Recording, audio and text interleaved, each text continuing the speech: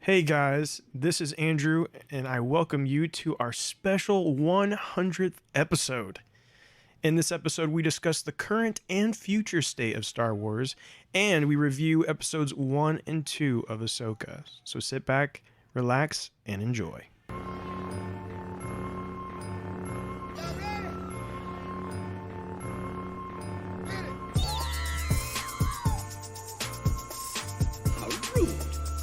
Hello there. At last, where have you been? I find your lack of faith disturbing. Master Skywalker, there are too many of them. What are we going to do?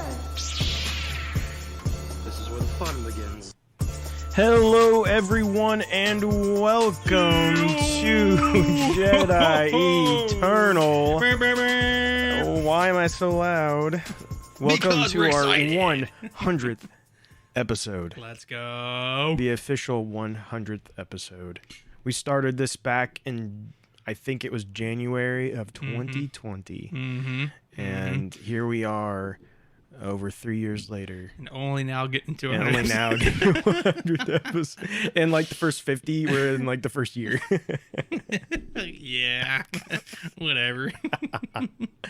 But yeah, so here we are, 100 episodes. So we are very excited to be back and to do this, and we're gonna have a lot of fun. And we're thankful for all of you guys who have stuck with us through the journey of 100 episodes. As you may know, our first episode ever was called "The Future of Star Wars," and then 50 episodes later, we kind of stuck with that tradition, right? And kind of talked about it again, I believe, right? Is that right? Yeah, our 50th episode was 50th episode. same thing, but just part 2, right? Right. And then, So- so now here we are at 100 episodes, and we're going to bring up this topic again because time has now passed. Quite a bit of time has passed since the last time we talked about this. And so we're going to talk about the future of Star Wars. And inside of that future of Star Wars, we're also kind of talking about the state of Star Wars, right? And just like how things are going and where we think things are going, et cetera, et cetera. But first, before we dive into all that, we do want to thank all of you so much for joining us, but also a huge thank you to our Patreon producers. If this is not you, don't you fret. You can join us. You can become a producer. You can do that on our Patreon, and it's only $5 a month, and that gets you early access to our episodes, as well as an exclusive podcast series that we do called And Other Stuff, which you'll need a new one of those here very soon. We need to work on that. Yeah. But and there's multiple episodes already up of that you can go and enjoy.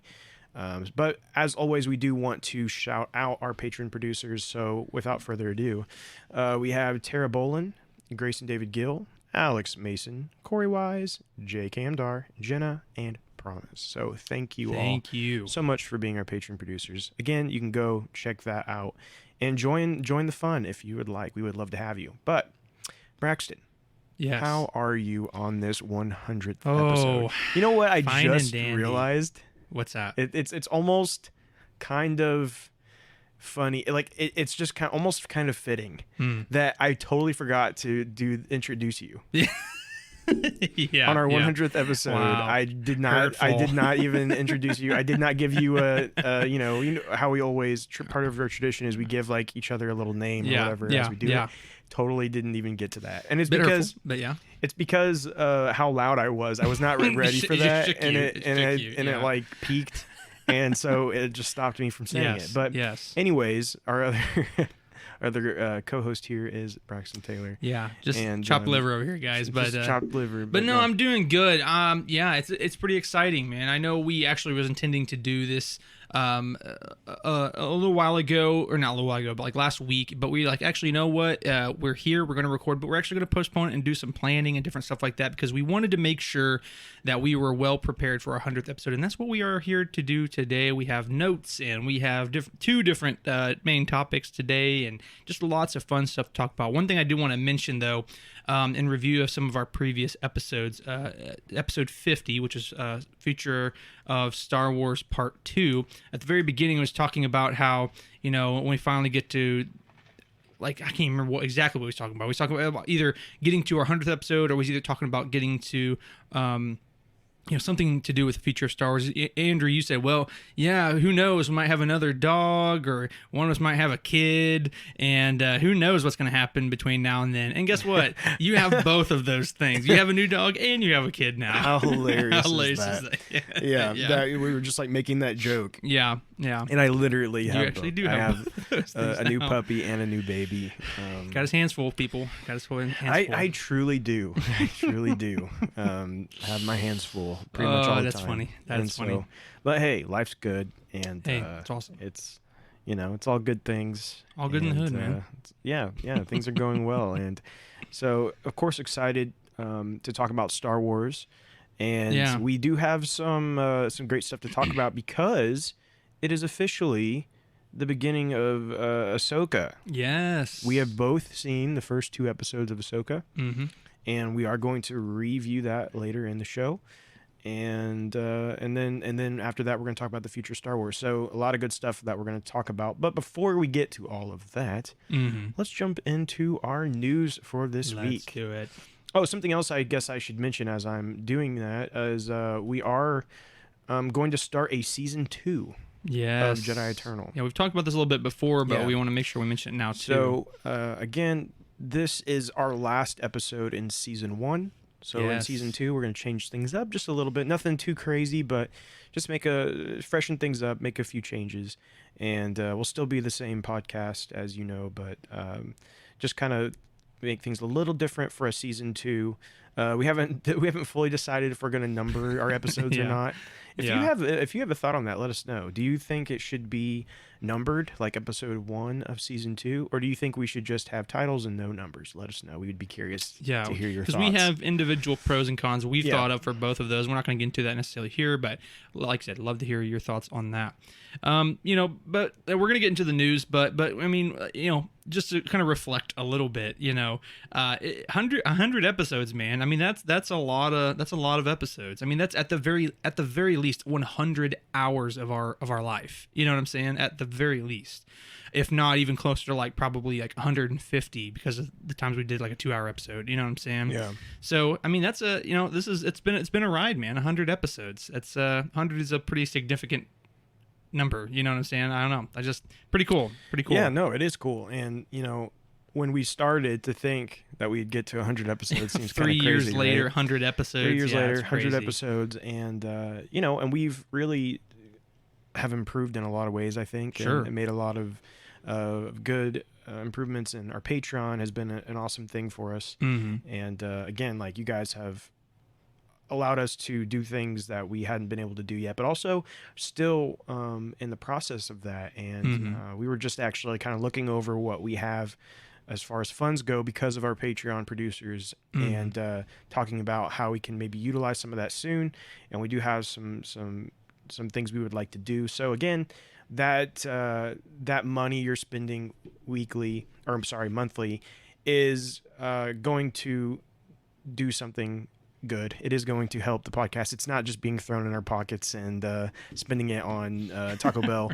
We are utilizing it for this podcast, and we do have some dreams and visions that we want to do. So again, we thank you. But let's go ahead and jump into the news. Our first story for today is one I'm personally pretty excited about, and that is that The Mandalorian seasons 1 and 2 will be releasing on Blu-ray. That is going to be Blu-ray and, of course, 4K UHD as well. And you're going to be able to start pre-ordering them on the 28th, which is Monday. And they are going to have, they're going to be in steelbooks. They're going to have concept art cards and never before seen bonus features. So this is really cool. As you know, Braxton, The Mandalorian Season 1 and The Mandalorian Season 2 are both something that has only been on Disney+. It has been the only way to watch these. There has never been a DVD release of any kind. This will be the very first time. So, with that being said, what are your thoughts on this? Yeah, I mean, we talked about this a little bit before the episode, and you brought up a great point, is that, physical media is a great thing to have. First of all, there is something special about owning a movie or owning a TV show that you are very passionate about, because, you could always stream it, but it seems very, I don't even know what the right word would be. It just seems very detached. Like you could stream it, but you could also stream hundreds of other things. But when you have the DVD set of something like a show that you really like, it's just something special. You know what I'm saying? You can pop it into your DVD player, your Xbox, PlayStation, whatever, and sit there and watch it. And and here's the thing, and I don't expect it to happen anytime in the near future at all. But who knows? Something happens to Disney Plus and it goes down. If something happens and they need to move it or change it or take Mandalorian off of the series, the platform, it'll be nice to have that. Well, and here's the thing: you in today's world, nothing is impossible when it comes to this new format, right? It's still a new format, really. Oh yeah, the digital streaming world, and when we've already seen brand new series, exclusive series to some of these streaming services, get completely taken off, and so that one source you had to watch that series is now gone, and that is I mean, the only place is if somebody like pirated it, right, and like has it somewhere, something like that. Right. That's the only way you can view some of those now, and so now I don't think that's going to be the case with The Mandalorian, right? Because it's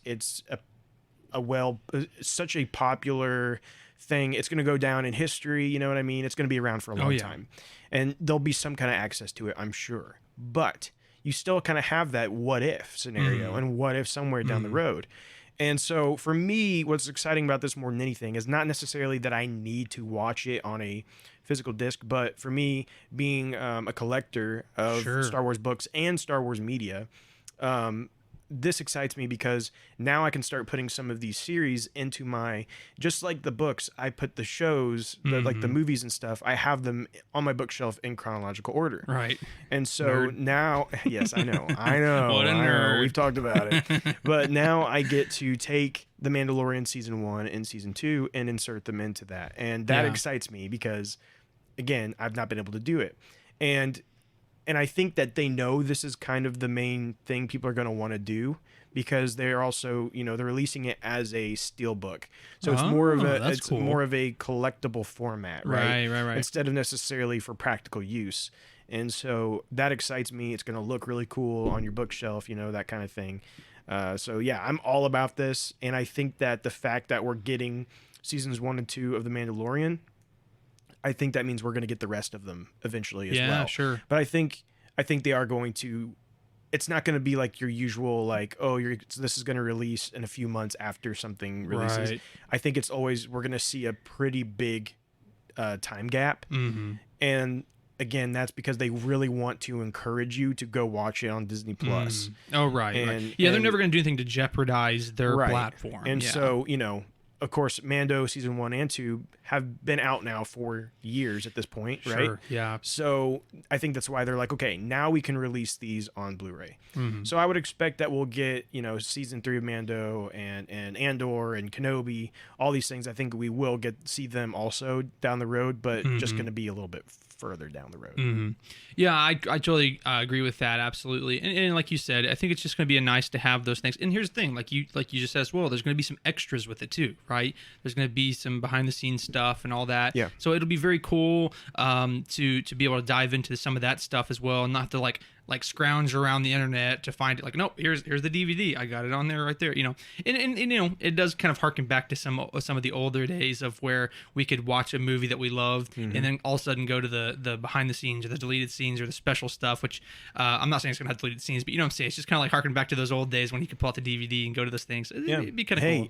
If it had deleted scenes, that would be one way to get me to like, okay, I'm putting in the disc and I'm gonna, because I mean, that's kind of like a lost thing, right? Right, yeah, exactly. You never see that anymore. Exactly. I don't know why. Especially when it comes to with Star Wars, anything Star Wars, like they never had deleted scenes.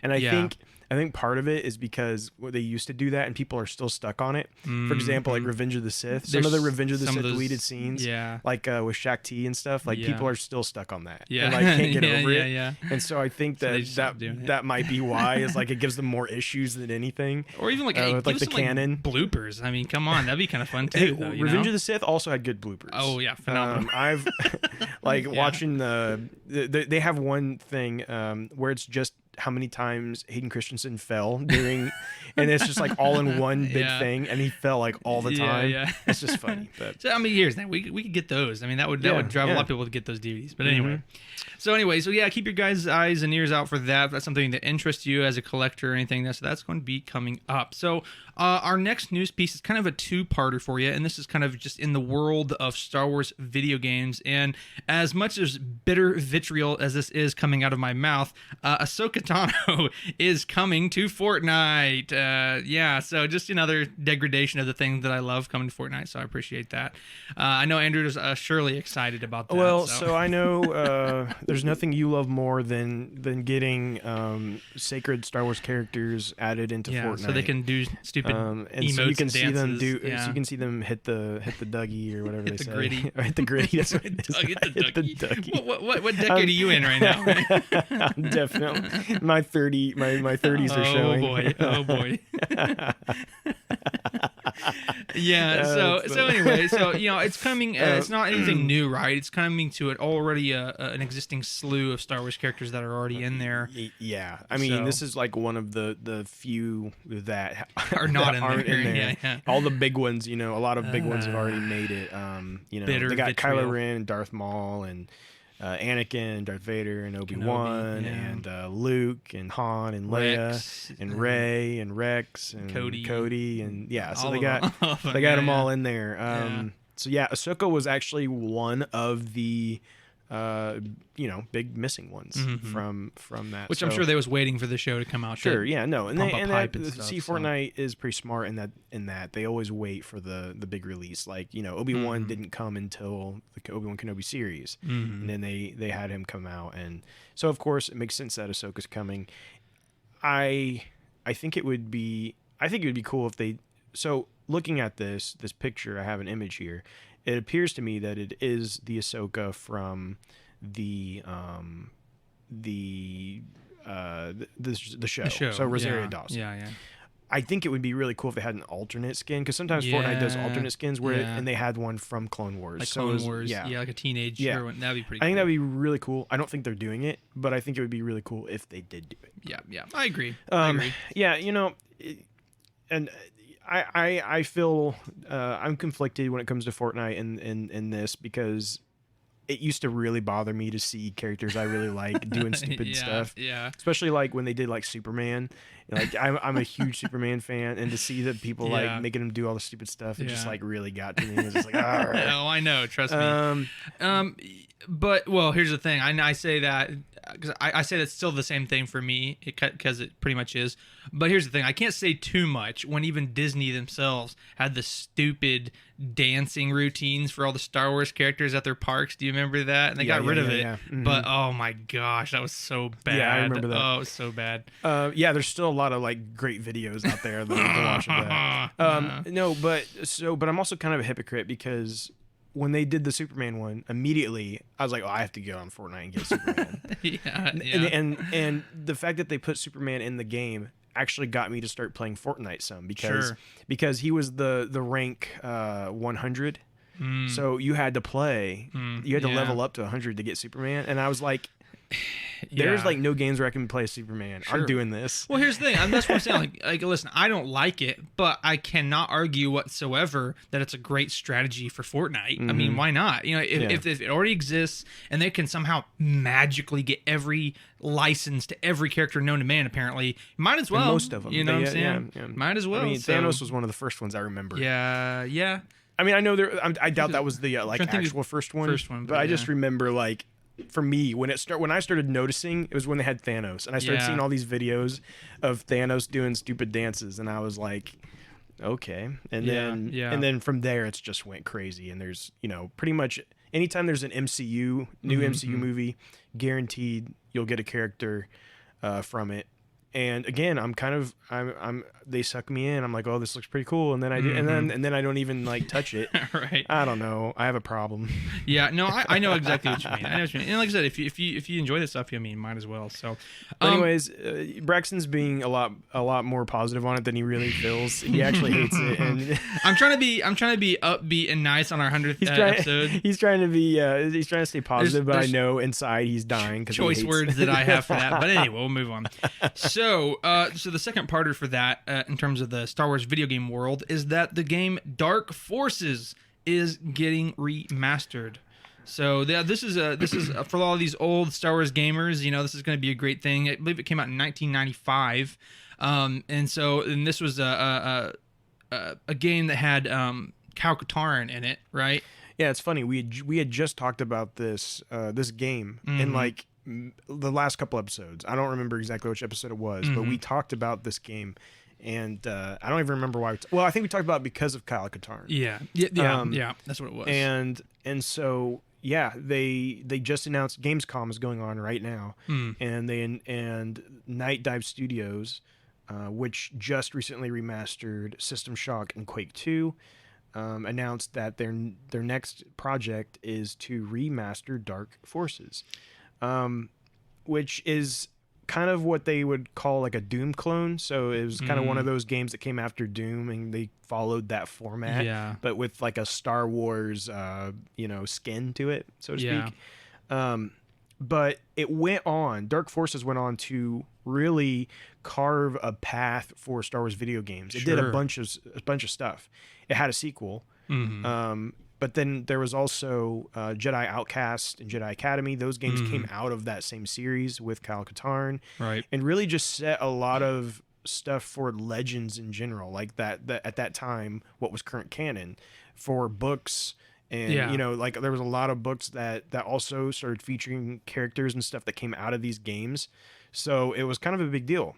And me personally, as you said, it came out in 95, right? So I was 2 years old. So it was kind of like before my time of video games. Right. So I never played Dark Forces. My first one was Jedi Outcast. Of course, I then kind of like read up on what Dark Forces was and things like of that nature. So I'm not like completely clueless on it, but I've never played it. Sure. And this being a remaster, which is going to come with 4K resolution, 60 frames per second, widescreen support, and the ability to better adjust your controls to fit your preferred style of gameplay, I might give it a go. Yeah, that's exactly what I was going to say. I never really got the chance to play it when I was younger. And by the time I got old enough to play it, it was old news. You know what I'm saying? So I would have never really thought to play it. So anyway, but now that it's 4K remaster, it might give me a good reason to jump in. And for those of you who maybe could be a little confused on this, it is a remaster, not a remake. And so a remaster, is basically like putting some glossy shine on a product that already exists. Not a remake, which, in video games, those two mean two very, very different things you have to make sure you're aware of. Remakes is when they completely recreate the game top to bottom in a whole new, usually like completely updated graphics, etc. Right. Remaster is where they take the existing game and just shine it up a little bit. So this is going to very much so be the old game, just shining it up a little bit. Right. So it's still going to be super old and probably not going to, be winning any Game of the Year awards or anything, right? Yeah. But if it's something that maybe you never had your hands on, like me, but kind of just curious about that history, it might be something worth jumping into. And I would say, I don't think it tells us here, but my guess is it's not going to be a whole lot, I would assume. I would assume being a remaster of that nature, we're looking at $30 or less. If I was guessing, it is. And it is coming to Nintendo Switch, PlayStation, Xbox, and PC. So nice. Yeah, it's pretty cool.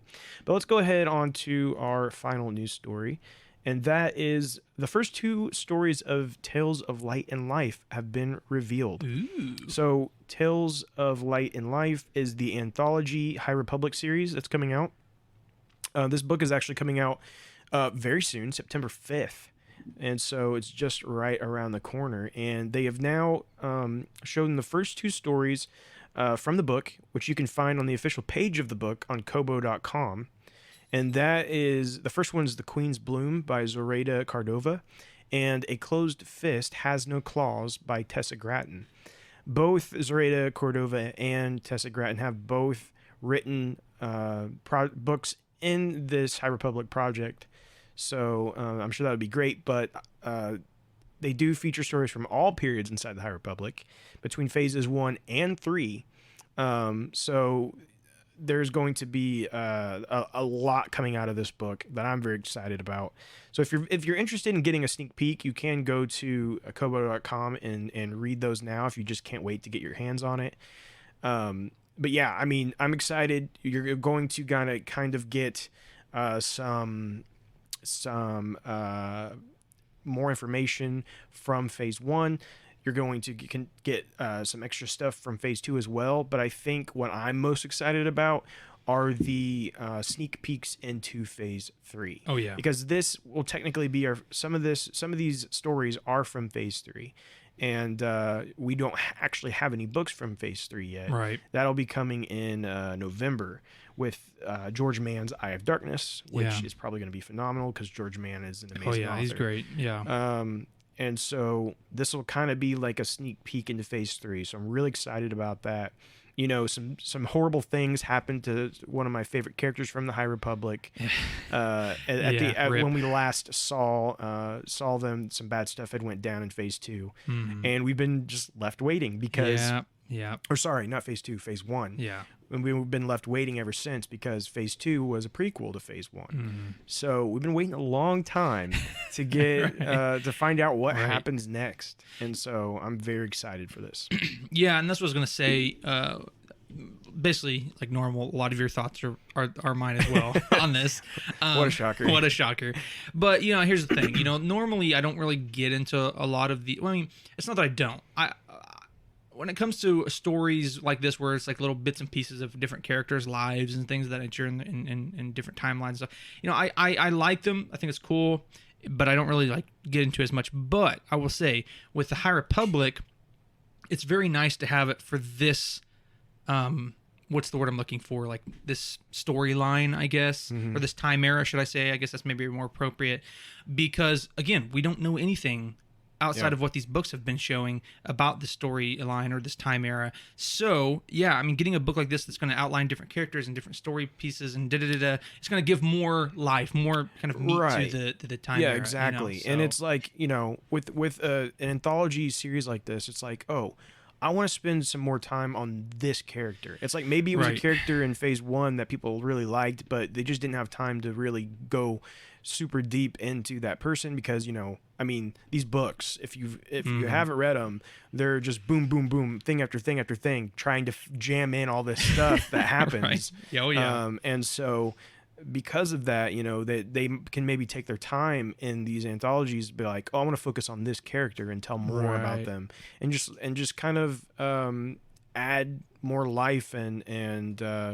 detail to what I think has been an amazing, successful project. Right. Now, I've been pretty vocal that phase 2, I wasn't a huge fan of phase 2. I still think phase 2 was maybe a little unnecessary, and I hope it didn't hurt the overall project because well, for example, you didn't touch phase 2. I haven't even read anything of phase 2. My wife also didn't touch phase 2, who you both have read phase 1, and I would say there's probably a lot of other people out there that are, you know, following the same. I mean, just in our group, 3 out of 4. Or wait, 2 out of 3. Yeah. I'm like, wait a second, where'd the fourth person come from? Wait a second. 2 out of 3, you know, didn't. They adding up. So I would say you guys are far from the only ones who were like, oh, I really like this story and these characters, but I don't really care about going backwards. Well, that's exactly. And then we've already talked about this on numerous different occasions. Anytime basically phase 2 has come up, it's like, this is a very bizarre decision to go, you know, first of all, to start with phase 1, to go back in time 250 years, which that's not a bad decision. I think that's pretty cool. But then it's a bizarre oh my gosh. Bizarre decision. Just say Badar. Badar decision. To go back to basically 250 years. 100th episode, y'all. Yeah. It's showing signs. Showing signs, folks. But, you know, very odd to go back 250 years. Even before that, and so it's like completely unconnected. I mean, it's not unconnected, but you know what I'm saying. But we're not seeing the characters that we finally just now learned about, just now got like kind of attached to. So it's like kind of like, what's the point? And again, if it was like a couple months in between it as kind of a buffer, okay, whatever. But now it's been like how long now? Like a year or two, basically. Yeah, it's been definitely. I think it's been over a year. Yeah. I think looking at the big picture, I think the idea behind it was they were in their meetings, whatever, and they were like, how are we going to release these quick enough? Yeah. And I think what happened was they said, somebody was like, okay, I have an idea. Of course, I'm just making this up, but this is what I imagine happening. And they're like, okay, so we have these main authors here that are writing phase 1.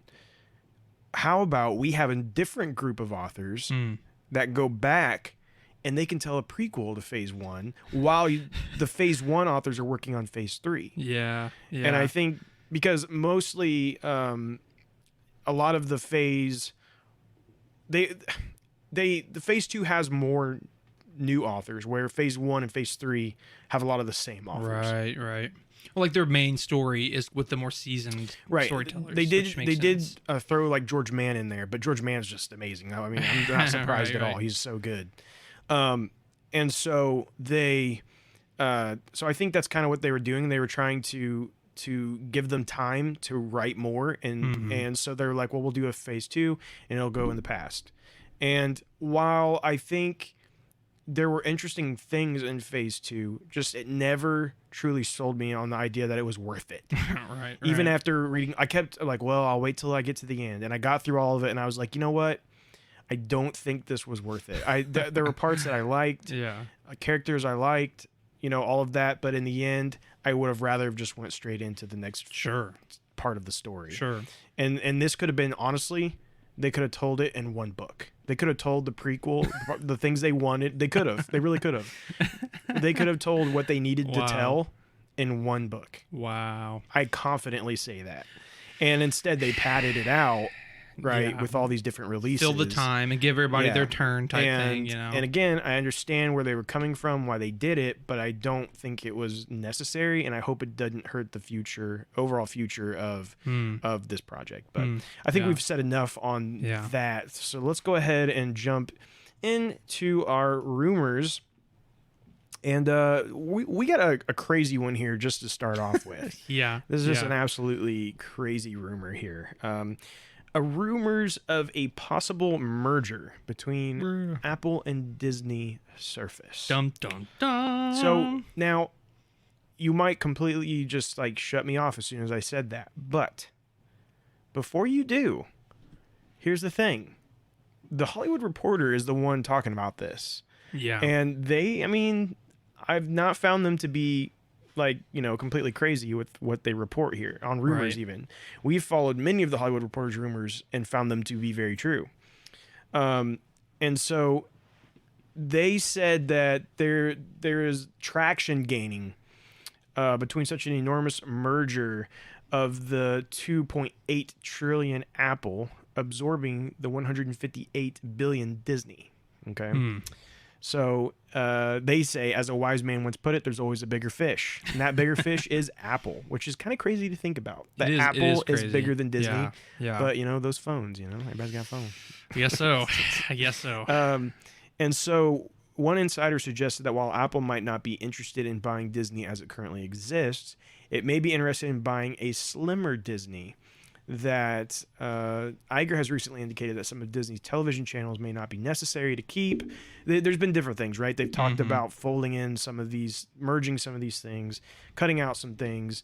Bob Iger was basically said, we've got too much stuff going on, but not enough quality, right? Too much quantity and not enough quality. Right. And he's talked about how, the streaming side of things with Star Wars and MCU may start to slow down and different stuff like that. And so again, this kind of makes sense. And if he successfully does that, if Iger successfully does it, right, then Apple apparently would be very interested. And so I don't know how truly like possible this is, and I don't know what all goes into that, right? Because I mean that's such a crazy thing. It's such a huge deal. I mean, let's put this into more of our terms, what we understand, and even then we don't even understand it. But Microsoft has been trying to purchase Activision Blizzard, and which is on a much smaller scale than what we're talking about here. But it has been an absolute nightmare for Microsoft to be able to successfully do this, because of everything that goes into it. Right, and then like not even just the just one part of it, which has been a huge headache for them, has been the litigation charges from different, I can't remember which court systems and stuff, but basically saying how basically it's like it's not fair that they're acquiring such big things, blah blah blah, and it's going to shut out different companies. Yeah, and a lot of it comes down to like the cloud streaming and all that stuff. And so crazy stuff that has been going on there just to be able to purchase that. So I can't even imagine the absolute mess it would be for for Apple to buy Disney, and what all that would. I can't even really fathom what all would happen with that. Yeah, I have a lot of different thoughts on that, and I'm probably going to keep most of them to myself. But not to shut anybody out here, but I will just say there are anti-monopoly laws for a reason, and that's all I'm going to say on that part at least. But it is kind of scary on that to think that might go through. So I mean, you don't want your own Yoda branded iPhone. Well, I don't know. Anyway, but what I'm going to say though is actually kind of harkening back to one of our news points, right?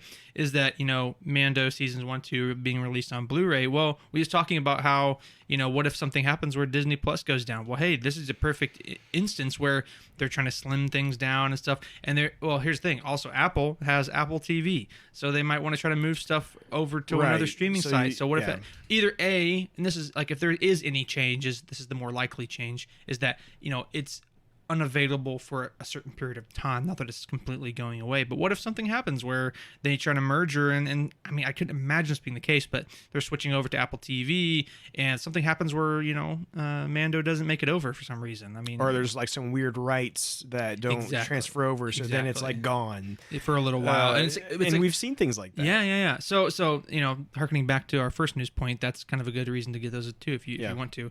But yeah, I mean, there's just a lot of reasons why I don't know that this is the greatest thing ever. And again, this is not a done deal, but it is. No, just it's not a done deal by any means. It's just a rumor, but still more just rumor. But that it does seem like something that Apple has been thinking about, and rightfully so, right? I mean, who wouldn't? I mean, who wouldn't want Disney in their in their pocket? Yeah. And if you got the money, which obviously Apple does, it's an interesting thing to consider, and what that would mean for the industry as a whole in my opinion, probably would not be a good thing. It would probably not be a good thing at all. But yeah, so we'll see what happens with that. We know Bob Iger, I think his contract now runs until the end of 2026. I could see him maybe sticking around, or staying. Apple not buying it until he leaves, maybe something like that. So they can really cut the fat if they wanted to. Type thing. Yeah. Or he may even like help out with everything, and then when it goes through, he's gone. Or I don't know. We'll see. Maybe nothing happens at all. Yeah, who knows? Or maybe that's when they're going to do it because his contract's coming up, and then they're going to work out some new deal with Apple. You know what I'm saying? Who knows? I mean, it's hard to say. Knows. All right, so moving on, our second rumor is about a show that is coming up, in the next year or so, depending on when it comes out. Anyway, it's Skeleton Crew. We've talked about this on multiple different occasions, and we kind of like speculated when is it going to come out and when is it going to be in the timeline and all this different stuff. But this rumor indicates that Skeleton Crew was not listed in Disney's upcoming streaming schedule. So very interesting, right? Because from what our previous discussions had, resulted in, was that we're going to get Ahsoka, and then that's going to end, not mid, but like late 2023, right? And our thought was the next thing was going to be Skeleton Crew probably Right. sometime in early to mid 2024 as it goes with the timeline. So that was our thoughts, but now it's saying that it's not on the upcoming streaming schedule. So Yeah. So what the rumors have been with, and I don't think we've ever gotten anything solid, but what a lot of rumors have been with Skeleton Crew is that there was a chance this would be a holiday 2023 release. So, late November, December release, because we have seen a lot of shows kind of release at that time. However, with us, we are getting Ahsoka in late summer, which is, I can't remember when we got, when did we get, Mando season 3? When was that? it was like March or something. Like, was it? It was, Was like it? it was 2023. Or when was Andor? Hold on. Yeah, I can't even remember. Which one came first? I can't even remember. So Mando It was season Andor, 3 right? was March 1st, 2023. Okay, yeah. And So then, Andor was before that, right? I think, we'll see. It's all running together in my head. September 21st, 2022. So Wow, yes. it was that long ago Yeah, already? It's almost been a month since Andor? Or, a year since Andor? Yeah, that is crazy. This is what Google's telling me, but that just seems absolutely insane. it does seem insane, doesn't it? That's blowing my mind. Wow. Anyway. Anyway. Okay, so, all right. So, Ahsoka has kind of fit into that slot where Andor was. Yeah. So, that makes sense. So, therefore, that kind of implies to me that we would see Ahsoka kind of in that spot where Mando's season 3 came. Or not, sorry, I said Ahsoka. I meant Skeleton Crew. Oh, yeah. I would imagine Skeleton Crew kind of comes in that spot, right? Mm-hmm. Would you agree? I would say so. Yeah. What this is saying is like they've laid out the list here for the rest of Disney Plus releases for the year, and Skeleton Crew isn't on it, and so that does not necessarily surprise me. I think that with the way things have been lately, and some things already getting pushed back, Loki season 2 was already delayed further back, and so that kind of leaves even less room for Skeleton Crew to try to release this year. So I think probably having it early in 2024 makes a lot of sense, and I think that just adds up. As much as I would love to already have another thing in November, December, Right. but I don't think it's going to happen. Right. I think my biggest question is we also have the Acolyte, right? Mm-hmm. So, do you think the Acolyte is going to be the next like August, September-ish release? Well, if all things remained the same, I would be more towards yes, but with the whole writer strike thing, I don't know. You know what I'm saying? And that's when you say like, Yeah. even with Skeleton Crew, you know what I'm saying? I'm sure that's providing some sort of delay for that as well, which they may have already been through writing. Yeah, at and point. that is, something you have to consider. But from my understanding, the Acolyte and Skeleton Crew are both finished. Okay. Well, but here's the So- thing, though, too. I know that I don't know the full extent of this, but there are some things where even it doesn't matter if it's written, not written. Like some of them, like if it has overlapped even a little bit, they can't release it until the strike is resolved. Interesting. So I'm not sure. Well, and this is I know potentially there- months, if not a year or so from now. So who knows? You know what I'm saying? Right. Yeah. I mean, there is a lot of stuff up in the air with the industry right now. Right. But I do know that I'm pretty sure those were the series that were mostly completed. Of course, sometimes there is like reshoots, and I know they can't do the reshoots because if it requires any kind of writing. So, but I know for a fact Andor has been halted, season 2 of Andor. Yeah. And I don't think we know of anything else in production other than a Bad Batch season 3, which also I believe had to be stopped. Oh, drats. So that's just a shame, isn't it? That's too bad. Man, I Too can't bad. wait for Bad Batch season 3. Yeah, as you can tell, our heavy-handed sarcasm there. But anyway, so yeah, I mean, who knows? Can't wait man? for that like one good episode in season 3 of Bad Batch. That one, like, oh, that was not too bad episode. And mostly because they pulled in characters that are not the Bad Batch. Yeah, exactly. That one episode that didn't have the Bad Batch in it, man, that was a great episode. yeah, exactly. So anyway, so yeah, kind of all that's up in the air at this point. So honestly, we're just gonna have to see how that resolves. Yeah. So moving on to our final rumor, Obi-Wan Kenobi gets a promising season 2 update from the series director. Now you might say, well, this isn't really a rumor. Well, I mean, it's kind of just like, it's not really news though either. It's just she's just kind of throwing some stuff out there. So that's why I went ahead and put this in rumors, but. Deborah Chow was speaking to the Hollywood Reporter, and this is what she had to say. She said, you always think you're going to end a series like this in some magnificent way, but instead you end up in a parking lot with second unit and hardly anybody there. It's always so anticlimactic. But as Ewan and I finished our very last shot on second unit, and I was literally taking off my headphones, he was already pitching me ideas for season 2. There's another 10 years with plenty of stories, and I don't think it's off the board. It is a never say never situation, but we really did conceive this to be a limited series. So, this is something we talked about a billion times, that as we know, there is plenty of room to tell stories, but do the stories need to be told? Right. And, there is I think right now, Obi-Wan Kenobi is kind of a sensitive subject. Right. There are people that really love it. There are some that really hate it. And then I think there's people like you and me that have very mixed emotions about it. Like, we really want to like it because really, of the person, but the content was like... We really want to love it, but there's things about it that just...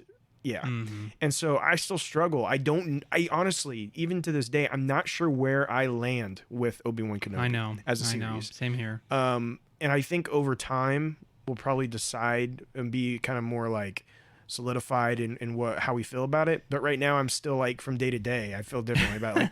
And I see certain parts of it again. Like I've went back and watched pivotal scenes. I actually have not just went back and watched the whole thing, which I would like to do sometime just to... Oh, hey, we talked about this like a couple weeks ago. We still need to watch that. Yeah. The cut that guy made that made it into a movie. Made it into a movie. Anyway. Yeah.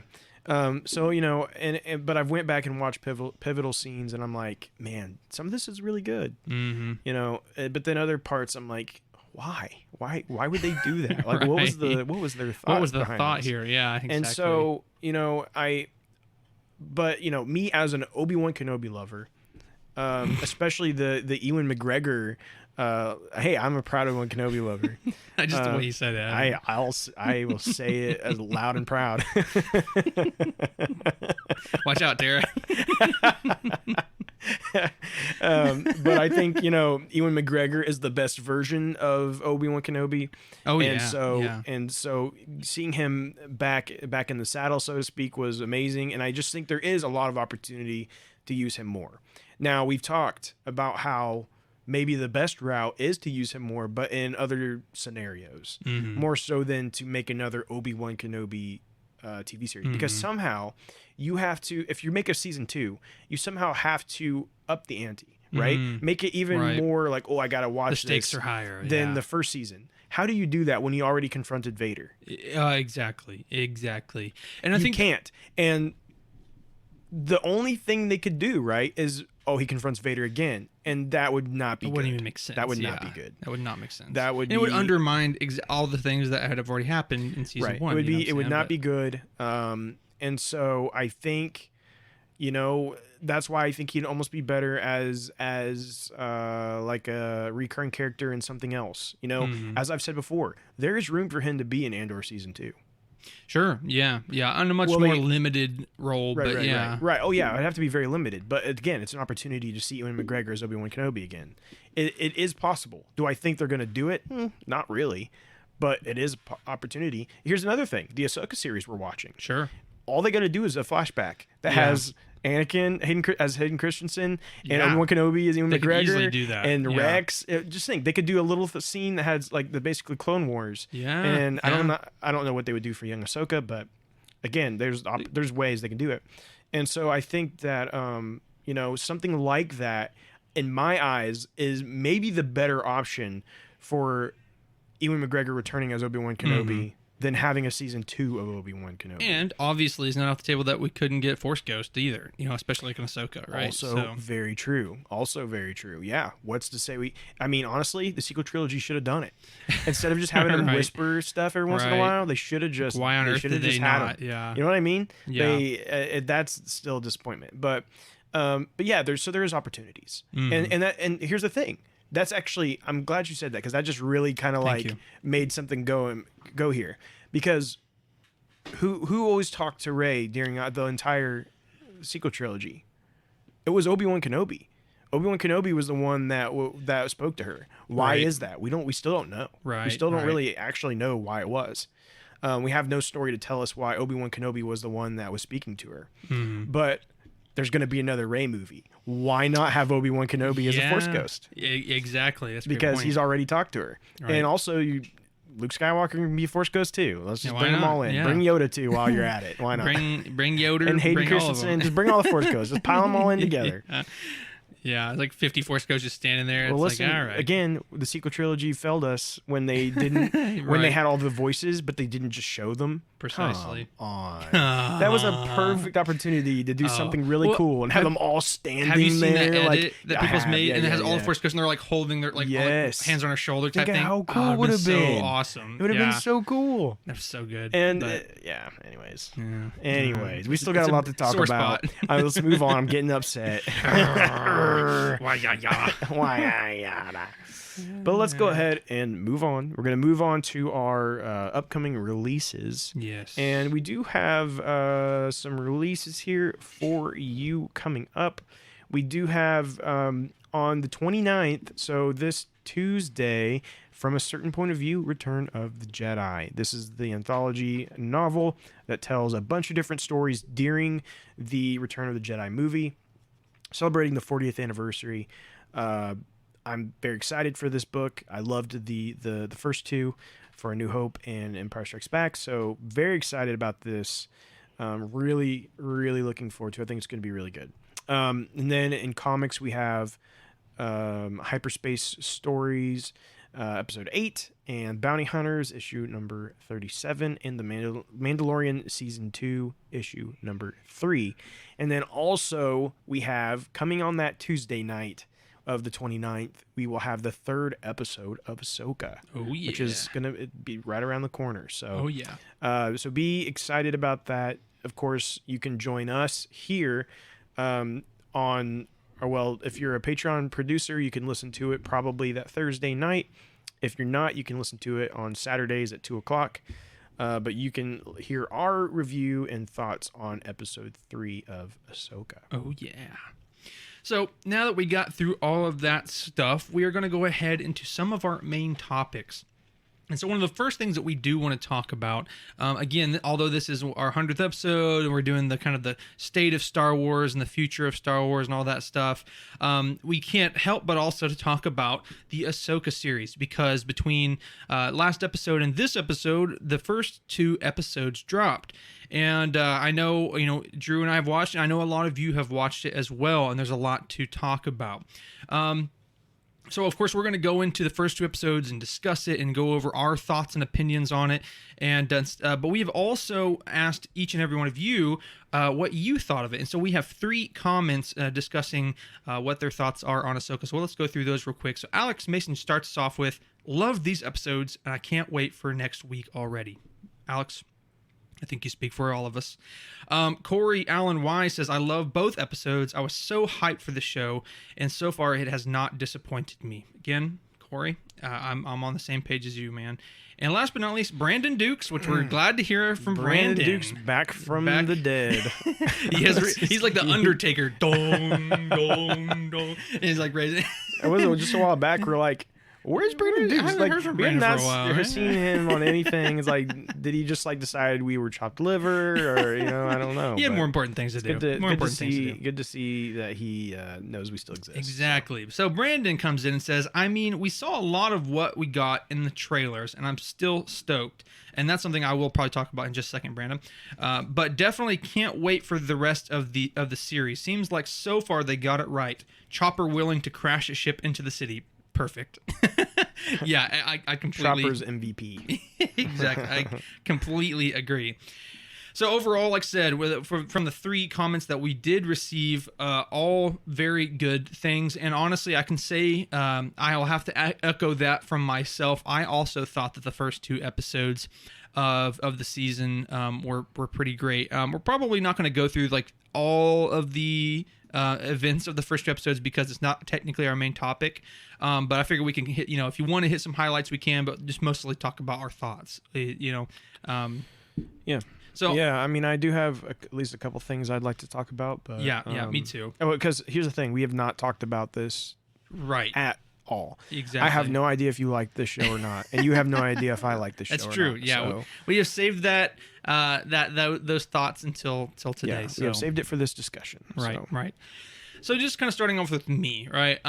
Overall, I really did like the show. I mean, the first 2 episodes, should I say? I think that it sets a tone for the rest of the series that I'm looking forward to a lot. So, just within the first episode, we see some very interesting style choices and some very interesting, kind of style discrepancies, which I'm going to talk about in just a second. First of all, the big hitter, right, is we got a crawl. A Star Wars crawl, which is a very interesting name. But there's it was a different style, right? Different style. It was different in red color. than yellow, and then also it was kind of there wasn't a lot of music. It was just kind of quiet. I mean, there was some music, but there was it was formatted differently. There were differences, but still a crawl. Right. Definitely paying homage to the old crawl, but not trying to be the same thing, right? Trying to differentiate itself. But here's the thing, and this is I guess I'm kind of skipping ahead a little bit here, but one thing that I really noticed from these first 2 episodes is that although it is still a show, they really heavily tried to play into the more of the cinematic side of things, right? They try to treat it more of like a movie broken up into parts type thing rather than a TV show.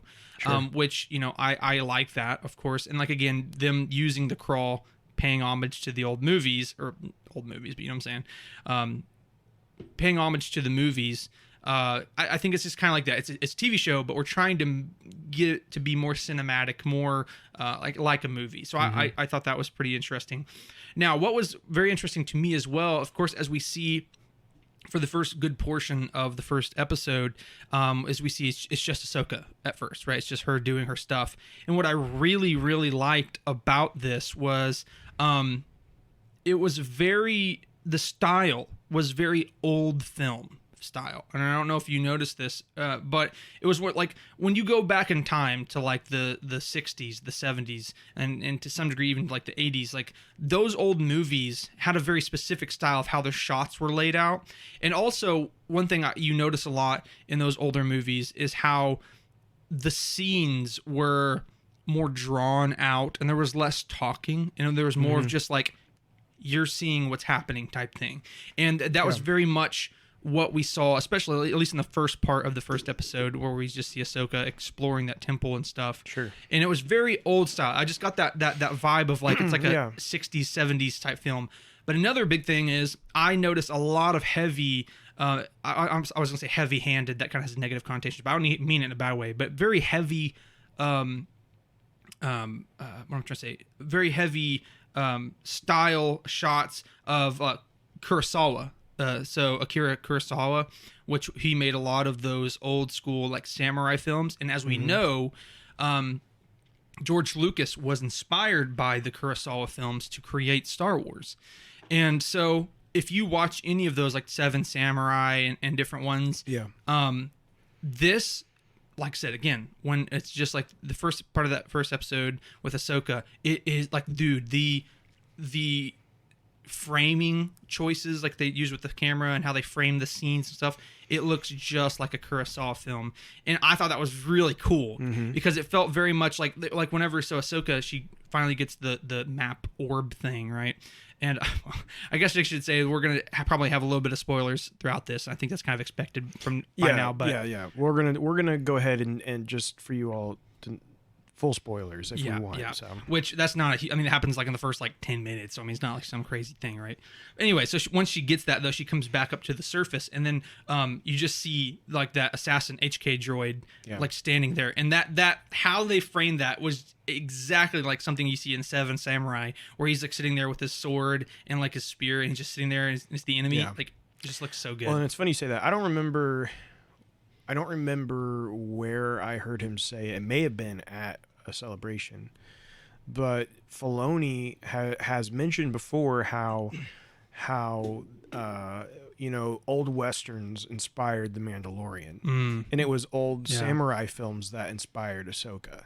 That's awesome. Yeah, so that makes perfect sense. Then, So it's very intentional. And that's kind of where the inspiration is for this series is coming from, is kind of those old samurai movies. He hits nail on the head for sure. And so, so it's cool that you point that out.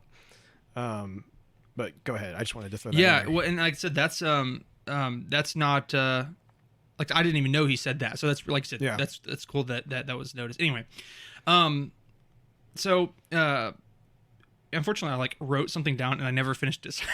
I don't know what I was saying there, so I'll just move on, I guess. Anyway, so later on we get to where we see Sabine, right?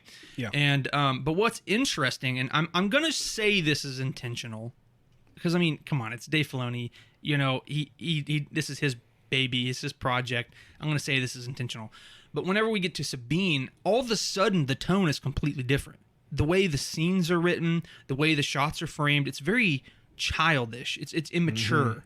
Now, I'm not necessarily saying that in a bad way, but I guess when you go from that, it's like a stark difference between Ahsoka and Sabine. Right. And all of a sudden it becomes way more childish and like immature, and like the music is more kind of like silly and jaunty. Oh, we get like a rock.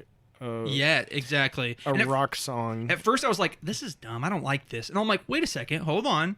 I really feel like they intentionally did this on purpose to illustrate the differences between Ahsoka and Sabine, or where Sabine is in that moment. And here's the thing I will say just real quick is that I was kind of confirmed, at least for me, that was true when later on one of the big themes that Ahsoka is talking about is how Sabine's immature. Sabine is not ready to do this yet. She's da-da-da-da. So I'm like, oh, okay. Well, I feel like they are. And I think the title of the episode even kind of reflects that same. Oh, what was that? I don't even remember. Master and apprentice. Okay, yeah. So it's kind of like, the master and then, and then the apprentice. So it's kind of like the back and forth of that. So I think that I felt the same way about the rock song when it first started. I was like, wait, what? But then when the vocals came in on it, and it was just like some alien singing it like a language, I was like, okay, no, never mind, I'm all in. I think this is great. So I really enjoyed the first two episodes. I really liked them. I agree with everything that you have said so far. Naturally, I mean, very very. Rarely do we disagree. Yeah. I would say that here's kind of what I gathered from what we saw here. The first two episodes, first of all, I'm glad that they premiered them at the same time. Because I agree. I think if they had split them up and you had to wait 2 weeks to have watched both of those, I think people would have been like, wow, this is too slow. Yeah, I agree. Because now I don't think it was too slow. I thoroughly enjoyed it. I like that they took their time. I like that the first episode was like 50 something minutes and the second one was 40 something. Yeah. I was happy about that. Me too. I loved that they took their time with things, and like you were saying, like really kind of like staying on a frame for a while, right? And like just not like it's not boom boom boom boom, but they took their time. I really enjoyed that, and I think it was better for it.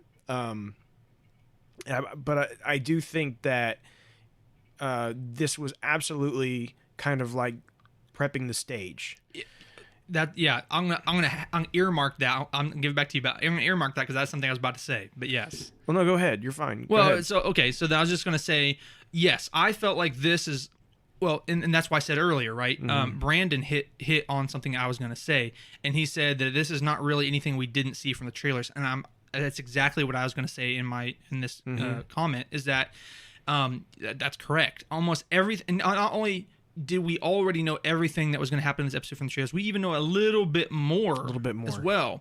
But yeah, I think really this first 2 episodes were the introduction and the setting of the foundation, right? Yeah. Here's the characters, here's where they're at, but also doing it in an entertaining way. Right. Because we've talked about this in previous shows. They've done that where it was like, oh, it felt like they wasted the first couple episodes because we were like being reintroduced to these characters.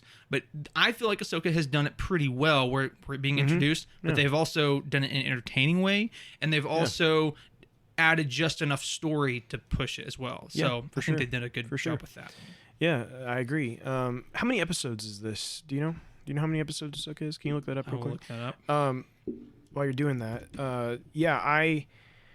I think that it's absolutely set up right. They've set the stage now, and they have shown pretty much everything other than there's a little bit left we've seen in the trailers that they have not shown yet. But I think we're most likely going to see all of that in next episode. Yeah, it's going to be 8 episodes in total. 8 episodes. Okay, cool. So for me, that is incredibly exciting. Yeah. Because I love that.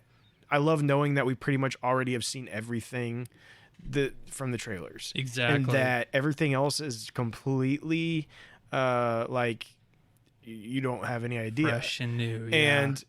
And then this kind of brings me to my next thing about this series that has me really excited.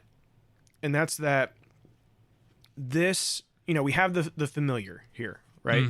We have the familiar with, and then honestly, this kind of almost leads into our kind of what we're going to be talking about with our other topic, right? The future of Star Wars. But we have our familiar things here that ground us to Star Wars and what we know and what we love. Ahsoka being the main thing that and essentially, Ahsoka is kind of now they've kind of made it to where Ahsoka is like the pivotal character within Star Wars at least now, right? Like it used to be Skywalker's, but now that chapter is kind of closed, and now I think they're kind of setting it up for Ahsoka to be the new pivotal character. Yeah. And part of that's because, and why that works to some degree is we've already had her like in our lives for so long, right? And like we've seen her as a young child and grow and go through all these things, all these different eras already, right? And we've seen it all, and so she's kind of that perfect character to lead us into new things, and so we have that, and we have of course the rest of like the Rebels crew, and I think we're gonna see more of them. Oh yeah. Well, they already hinted at. Oh my gosh. Zeb. Yeah. Well, not just hinted, right? We saw him. We saw him in Mando season 3. So obviously, I mean, I would be so shocked if he doesn't show up in this. Oh, right. But so I think we're gonna see that crew. Of course, we've already seen most of the crew, and but what is really exciting to me is based off what we've seen out of these first 2 episodes, is that they're about to go to a completely new galaxy. Yeah. Within Star Wars. That's crazy. Is crazy. And why I say that is because I think we're about to go into completely new uncharted territory. Yeah. Like we've never seen before in Star Wars. I mean, that's what we've been setting up for a long time now. Like the outer worlds and stuff like that. Yeah. There's a lot of the unknown regions, all that stuff, right? They've been setting these things up slowly, but I think we're about to really like go wild here to a degree that like I don't think most people are expecting. Right. Well, so what's funny is that if I'm not mistaken, future of Star Wars #1, which was episode #1, we talked about this. Yeah. I just remember this is we talked about the future of Star Wars and potentially sometime in the future they're going to try to go to different galaxies and different stuff like that. And I remember saying, what the only way that could possibly pull that off is if there was strong undercurrents of familiarity that pulled us in. Right. And that was kind of the big question is like what makes Star Wars Star Wars? That was the big right? question and we like, had, yeah. How do you go into something new, something fresh, and people still go, "Oh, this is Star Wars." You're right. And we were, talked about that and what are the big identifiers there and what creates those feelings and all that stuff. Yeah. But I think, having Ahsoka be our gateway into something new, I think could really work well. Yeah. And like I said, that she would be that undercurrent of familiarity, right? And like I said, and luckily at this point we would have multiple points. We would have Ahsoka, which is the main thing, right? We've had her in shows, we've had her in cartoons, we have all this different stuff connected to the big main characters and stuff. So that's it. And then we also are going to have Sabine. We're going to have Chopper and Hera and we're going to have a lot of those things. And then we're going to be getting flashbacks to Anakin. So it's like there's going to be a lot of different things that's going to serve as that undercurrent of familiarity that's going to kind of tether us to. Yeah, I mean, we know we're getting Anakin. Yeah, we know that. Right? Yeah, he's in the IMDb listed, but we also even have the latest trailer. Yeah, has him. So I can't wait to see how that's incorporated. Oh, Whether yeah. is it flashback, is it Force Ghost? I personally hope it's both. I hope it's both. Yeah, I hope it's both. If I have to choose, I want it to be Force Ghost. Yeah. In a time that she really needs someone, guidance, some kind of guidance or something. Thrawn's back. Everything's going wrong. Yeah, and so they're talking about Thrawn coming, right? Mm-hmm. Everything that I've been predicting for a long time now is coming true. Yeah. I told you all. Told you. Talking about like the heir to the empire, all that stuff. It's happening. Okay, this is what they're setting up. They're setting it up that Thrawn is coming back for another war, and it's going to be up to all these people in the Disney Plus series to come together right. and fight this war. Right. We're not there yet, right? But this is where this is the beginnings. This is the beginnings of it. This is where things are headed, and so from what we see in the episode, the 2 episodes, to me, now you tell me if you think I'm wrong here, but to me it seems like Thrawn's not going to return just yet. They're going to go to Thrawn. Right. Yeah, I do agree with that. And I think, again, what the initial assumption was when we see the trailers is we got all this information that we basically saw in episode 1 and 2. And then all of a sudden in the trailers, we have Thrawn back and he's in the bridge of the ship and he's talking to, what's her name? The ex witch, yeah. Which was a pretty interesting little thing. I know who you're talking about. I don't remember what her name is. Yeah, she was a Dathomirian witch. Yeah, so that's pretty cool, right? Cool. Yeah. Another cool callback to other things in Star Wars. Yeah, that was very cool. So you even see the little green flame, which I had talked about in when we watched the trailer. But anyway. Yeah, so that's going to be really cool. So anyway, but my point is that when watching the trailer, you think, consequently that it's kind of like boom, boom, boom. You know what I'm saying? It's what we see in the first 2 episodes, and also we have Thrawn back. Mm-hmm. But yeah, I would not be surprised at all that all of a sudden in between episode 1, episode 2, and then getting Thrawn, basically the whole rest of the series is probably them going to this new galaxy and seeing things and finally getting... I'm going to go ahead and apologize if my dogs bark because someone's about to come in our door and my dogs may start barking. Hey, this is our 100th episode. We got to be more professional. I'm just trying to make people aware. So she's about to do it. She's about to do it. Don't even well, I think they already saw who it was, so they're okay. So anyway, so I think that it would be very likely that we would get Thrawn more towards the end, because that would fall in line with what we've been saying, right? That this series, this show, whatever, is more about setting the foundations to the war rather than saying like, oh, here it is. You know what I'm saying? Right. So another thing I wanted to ask you is, what were your thoughts on Balin and Shin? Shin. Shin? I think it's Shin, wasn't it? Shin from Jimmy Neutron. Anyway, so I was a little hesitant surrounding, Balin and Shin or whatever. I was like, I just don't know what to expect from this. And again, we only got 2 episodes, but I have to admit, I'm liking them thus far. Their introduction was pretty cool. It's pretty cool. A lot of callbacks to like A New Hope. Yes, with Darth Vader in A New Hope type feelings with like, but like the New Republic version of it, right? I feel like they had a lot of stuff like that to kind of.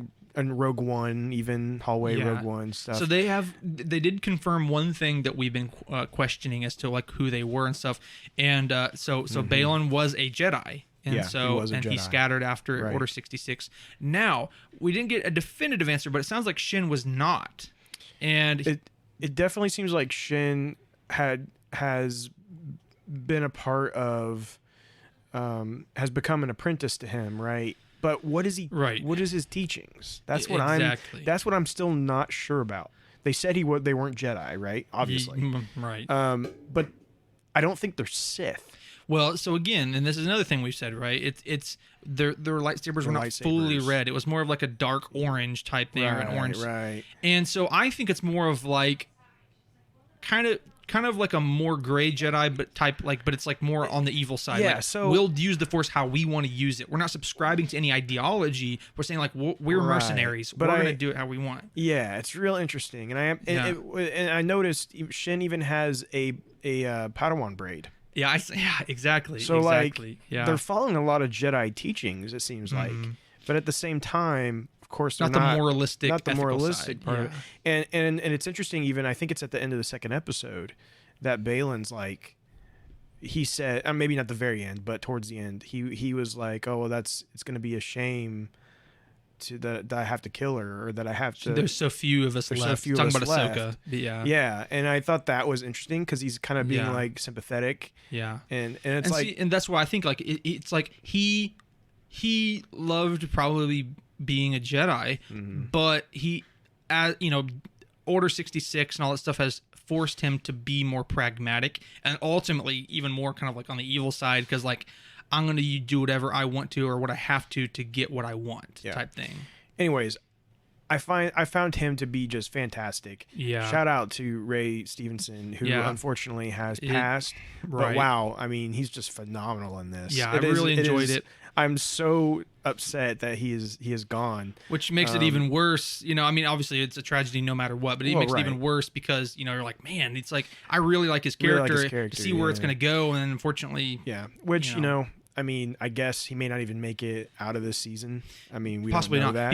He could be, taken out in the other galaxy and stuff. Right. But if he was supposed to end up being like a pivotal character moving forward, it really is going to be a shame. Yeah. Because he's just doing fantastic. I'm already a fan of him. And this just in these two episodes, I'm like, I want more of this guy. Like, I want more of this character. It's not just a cut and dry cheesy villain. Exactly. I think that's what it is. Yeah. He has layers to him. Exactly. And there's a lot of history we don't know yet. And there's motivations we don't understand. And so his apprentice seems more cut and dry, more just like, I like doing bad stuff. Yeah, she seems more that kind of character. Yeah. But I'm super interested to see his motivations and things. Yeah. And I assume we're going to kind of go into that more. Sure. Oh yeah. I could almost see him even end up maybe sacrificing himself. I could end up seeing him, end up maybe turning like back towards Jedi. Just maybe he's one of those characters probably can't be redeemed necessarily, but maybe start to see the wrongs of like what Thrawn's doing, and so to speak. Yeah, we'll see. But that can get a little. But then again, too, but there are motivations there, because he tells that they're in it for power like you've never seen before, or something. And so, like, what is that? What is what's the promise there that he's getting, from Thrawn, or I don't know. Yeah. And I don't know. There's so many questions, but that's what makes this a good series, in my opinion. Precisely. Is that there's so much we don't understand yet. Mm-hmm. As long as they answer those questions. As long as they answer. As long as they don't just like leave it up in the air and we never get any answers to any of it. But so I thought they were really interesting. I loved the piano that was like. The music that was behind it during his fight was just so good. Yeah. That was it was so good. If you don't remember, you should go back and listen. But honestly, just the music, the music in and this so far has been excellent. It's been very different, which very again, different. kind of like Mandalorian, right? It right, breaks it has away its from own the standards. sound, but I'm really liking it. Yeah. And like the end credits, the music, intro and outro music, and pretty which cool. is giving me HBO vibes, like any HBO series, does especially Game of Thrones. It's got like that, like, you know what I mean? Dun, dun, dun, dun. Well, I'm just saying, like, in the styling. Yeah, I know what you mean. But anyway, Yeah. so that's all really good. The other thing that I wanted to mention, there's so much I could talk about here. Okay, so I'm like I'm really trying to narrow it down to a couple things. Right. Because there is a lot I could talk about. But one other thing that really stood out to me that I wanted to mention is that we do see the Rebels mural, right? Yeah. And what we get here is the same scene that we get at the end of Rebels. Now, we've talked about this before, and we talked about how does this show fit in with that timeline because Ahsoka looks different and blah, blah, blah, et cetera, et cetera. That makes sense. Okay. It's the same scene, but they've changed what Ahsoka looks like. Oh, interesting. And that is a bit odd. It's very odd because if you go back and watch it, you'll see that, like, because at first I was like, well, maybe it's still two different times. But if you go back and watch it, you'll see that, like, Sabine touches it the exact same way and everything as she walks in and she turns around. It's the same. That's so weird. They've basically rewritten what happens there. Wow. So Ahsoka's no longer the white. Yeah, like those super It's wise, no longer Ahsoka transcendent. the white. It's still Ahsoka the gray. Yeah. Because that's always what I felt like it was kind of being, right? It's Sure, she transcended. Yeah, you know what like I'm she saying? was. Yeah, she's got new understanding. And so apparently Dave Filoni's like, you know what? It just doesn't make sense anymore with where we're going. So, I actually really you know like what I mean? that. I feel like that's what he's done, and he's like, Yeah. we got to change it. Yeah. And so he made a pretty bold move by completely changing that scene, and I'm sure some Rebels fans are going to be livid. I wonder when they're going to different galaxies and like maybe tapping into the world between worlds stuff. Like they don't try to. Oh, you think that's a? Oh, I don't know. I don't know. But it would be like Filoni to try to tie up loose ends. You know what I'm saying? So like that, the one with the white robe is like is a new universe, like a set because of changes from the world between worlds. Yeah. Whoa. That could be. So that brings me to one. Like I'll try to say one of the final things I want to bring up about this is. We've talked a lot about the designing of the show, and we've talked a lot of theories about the world between worlds and how we felt like there was a good chance this was going to connect to the world between worlds. I'm starting to lose. Yeah, I know what you're going to say. I'm starting to lose any belief in that. Yeah.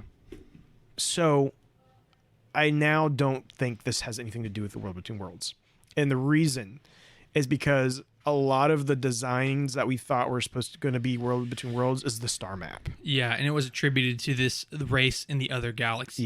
Yeah. And so I still don't think it's impossible that the world between worlds could end up being connected, but it no longer seems near as likely. It was a weird design choice that they had it so closely to the world between worlds. You know what I'm saying? True. And I'm not going to put it past them that there isn't still some kind of connection, or it's not still connected to the same beings, or you know what I mean? Yeah. And actually, one way that I think about that is they talk about in the, I don't remember if it was the first or second episode, but when Sabine's looking at the thing, she talks about three figures. She says there's three figures, and there's three. Yeah. And okay. I mean, that could still end up being the father, the son, and the daughter. Yeah. Still that could just be that same, the same symbolic meaning there. Yeah, very well could. And so, it could still kind of all tie in together, but I just don't know that we're going to like go into the world between worlds and change stuff like I originally thought we might be doing. Sure. And we've talked about rumors about the Ahsoka show for a while. We've read different rumors. So I got a lot of different like rumors in my head about where things go. Yeah. One of them that we talked about was this like Ahsoka would try to change what happened to Anakin and would jump between all these different periods of time, and we would see Mustafar, but we'd see like her fighting during Mustafar instead of Obi-Wan, all these things. Yeah. And in the end, she would find that no matter what she did, no matter what she tried, Yeah, every end result led to him still becoming Darth Vader. Yeah. So I thought that was an interesting thing, but I'll tell you, I just rewatched World Between Worlds before Ahsoka came out, just to kind of freshen up on it. I watched a couple of the different Rebels episodes. I watched like the last 2 as well, just to kind of get and so what I found there though is that Ahsoka kind of already tells Ezra that in that moment because he's wanting to change what happens to Kanan. Right. Yeah. And Ahsoka kind of already tells him like this isn't gonna work. This is no matter what you do, blah blah blah. So to me, it would be kind of redundant for her to be kind of going through a lesson she already taught to Ezra about the world between worlds. That makes sense. Yeah. So, but then again, you as we clearly know that they're not afraid to change some stuff though too now. True. So True. Who knows? And I'm still not saying it's not a possibility, and I do think it would be kind of fun, but it could really go off the rails as well. I agree. Well, now, with what we've seen, right, in these first 2 episodes and them joining this different galaxy, it does kind of derail, because, like, where are they going to fit in only 8 episodes? Where are they going to, well, I guess technically only 6 episodes now. How are they going to fit in a whole section where she finds the world between worlds again and then goes through all these different scenarios? Like, how is that going to fit in and still progress the story? So, yeah, I agree with you. Now, I will tell you, I did, some of the rumors that we talked about a while back are appearing to be very true. Yeah. I'm not going to go into specifics because now I feel like they truly may be spoiler territory. There are some rumors that we talked about in previous episodes. You can go search them out if you want to, if you just want to know what you think is going to happen next. Yeah. But some of those we read have kind of been exactly on point from what we saw in the first 2 episodes.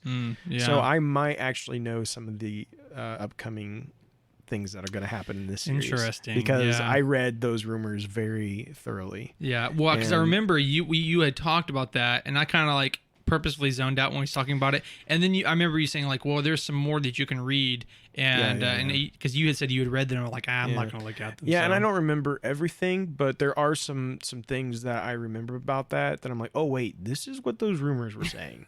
And so there is one big one that I'm hoping is still the case. And I'm not going to say it because I don't want to ruin the story for anybody. No. But yeah, if that, we'll see what happens, but it could be very exciting.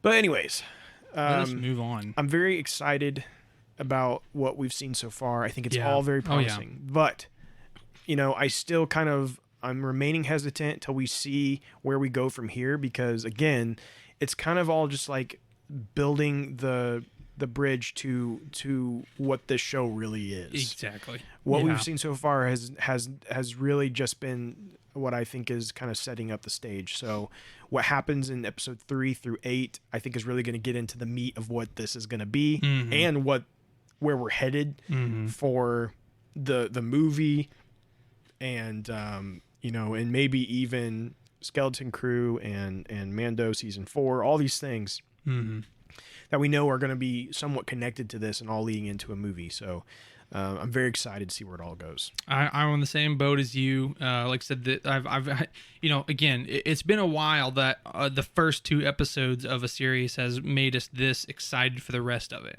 By far, I haven't felt this good about a Star Wars series since Mando season 2. Yeah. Same here. So that just tells me that, unless things drastically change, which hopefully not, and I don't expect it to, we're in for some good stuff. So definitely excited to see that. And so that kind of leads us into our kind of last and main technically topic here. And like I said, as we discussed a little bit, every 50 episodes or so, we're going to try to do the future of Star Wars. And that's what we're going to do. This is Future of Star Wars Part 3. And we're going to just go ahead and dive right into that. And here's the thing. There's so much we could talk about, and we may not be able to really hit a lot of it. But just kind of looking into what we've gotten thus far between episode 50 and episode now. is that, there's been some good stuff, right? There's even been some great stuff. But you know what? There's also been some really bad stuff as well, and over the past year or two. And, we've seen a lot of writing. We've seen a lot of writing where there has been, it's just well written. I mean, it's just it's the dialogue is great. The story has progressed really well. There's good twists and turns. We've seen a lot of that, but we've also seen a lot of different cash grab stuff. You know what I'm saying? A lot of kind of quote unquote give everyone a turn type writing within the shows. Unfortunately, what I mean by that is cash grab. Obviously, it could be. You can interpret that however you want, but like adding like funny little scenes or adding like flashy little characters just for the sake of selling toys or just for the sake of like hyping up the show, but also giving everyone a turn type writing. What I mean by that is, where there's a new director or there's a new writer for every single episode. And while, yes, there are creative producers that are staying the same, whenever that happens, you get kind of different quality of episodes every time. You know what I'm saying? Yeah. And so I guess what my point is that, that wouldn't be so bad if it only happened like occasionally, you know what I'm saying? Or we had shows and movies to help balance it out, but we really haven't thus far. Right. And so, they just... really have been overplaying their TV only strategy, in my opinion. Sure. They kind of wore out that welcome. And we've actually talked about this before, how we thought that, they're really going to have to start changing up like the TV show only thing, But as we know, though, there are several different movies that are slated in the upcoming years, so it does appear that they're trying. Well, we'll see what ends up happening with them, right? But it does appear that they're trying to get back to some more, cinematic projects, that are solely focused on one story, one cohesive story. And here's the thing: even if it's not even the focus, it's going to hopefully give us a nice, healthy mix or a nice, healthy balance of the two things. And here's the thing: I think a common occurrence or reoccurrence within a lot of Disney projects, not even just Star Wars, but it is that cash grab type projects. What can we do to just boost up some publicity for this? What can we do to just make people interested, and so we can keep making more shows? Or they what can we do to kind of hit all of our check boxes and criterias or the things that we want to represent in the show? And you know what? I think, unfortunately, because of that, it seems like a lot of Disney projects, again, not necessarily just Star Wars, but just, but Disney is intrinsically tied to Star Wars now, so we kind of have to recognize that. It seems like a lot of the Disney projects have kind of been failing in the box offices, or I guess on streaming numbers. A lot of times they'll make these new shows or movies and people just don't watch them because it's in that kind of, well, as we talked about earlier, right? The, slimming down of Disney stuff, but because they're just pumping stuff out. I mean, just boom, boom, boom. There's always something new. There's always something else. And because there's so much content out there, I feel like they can kind of, or I think they feel like they can kind of just kind of put out subpar things and stuff like that, right? Yeah, and there's, I recently talked to someone who didn't know that there wasn't any Star Wars movies coming out soon. Okay. Yeah. And the reason I say that is they came to me and they were like, and this isn't someone I see all the time or anything, but they know like that I have a podcast and about Star Wars. So, that naturally a lot of people that don't like see me all the time, they bring that up because they know that's something they can talk to you about. To me about. And so, I'm used to it. It's fine. And so they brought it up and they're like, "Hey, you excited about that Star Wars movie coming out?" I'm like, and I was like, "Well, trying not to be like a snobby jerk about actually, it." Yeah. I'm trying to, yeah. I was like, "Well, yeah, I mean, I was like, it's going to be a long wait, 2020, 2025, but when that comes, we're going to get a new one." Yeah. And he's like, "No, there's one coming out in a couple months." And I was like, what are you talking about? No. Honestly, like, on a side no, note, it is so- kind of funny, like talking to someone who's like has a literal podcast about something. It's like, and then like, no, Yeah, I think yeah, I know yeah. more than you about this. Yeah, I'm and like, you know what? I don't know. They weren't trying to be whatever. I know, it's They- just funny. They were just, honestly, it just goes to show that like we're so deep into this, but Right. but like, and most, I'm sure Average most of the people people, that are yeah. listening to our podcast also are like us, because why else would you be listening to Star Wars podcast? Right. But for like just the average person out there that like, oh yeah, I'll watch something Star Wars, they have no clue. They have no Right. idea. Right. And so I got to the bottom of it. So I'm talking to him and I'm like trying to like fish out like more information on what What are you like, talking about? yeah, Where do you get and this so information? Yeah. basically I found out through some investigation, I guess you would say, that he was referring to the new movie coming out called The Creator by Gareth Edwards. Oh, okay. He saw a poster for it, and Okay. it says the director of Star Wars Rogue One, Gareth Yeah. Edwards, and it says The Creator, and Yeah. automatically just assumed it was a it's Star Wars movie. Okay. Yeah. Yeah, and so it's funny how people that aren't like super into this stuff and consuming every piece of Star Wars news and media, they have no clue. And so there's people out there that think there's a movie coming soon, but there's not. We still have a Right. long wait. We have until Right. 2025. Right. And I think that you talked about how there's a very differing levels of quality we've gotten so far from these Right. series. Right. And I've talked to people that were like, oh, I tried to watch, I'll just say Andor. I tried to watch Yeah. Andor and it just wasn't for me. Yeah. And then I'm like, oh, well, you should try, blah, blah, blah. Maybe I say The Mandalorian. And they're like, I just didn't get into Andor, so I'm just not going to watch any of it. Well, yeah. And it's Yeah. just like, no, but no. They're different things, They're different you know? things. But, Yeah. for a lot of people, Star Wars is Star Wars. And if they don't like Yeah. one Star Wars, they don't like any Star Wars. Right.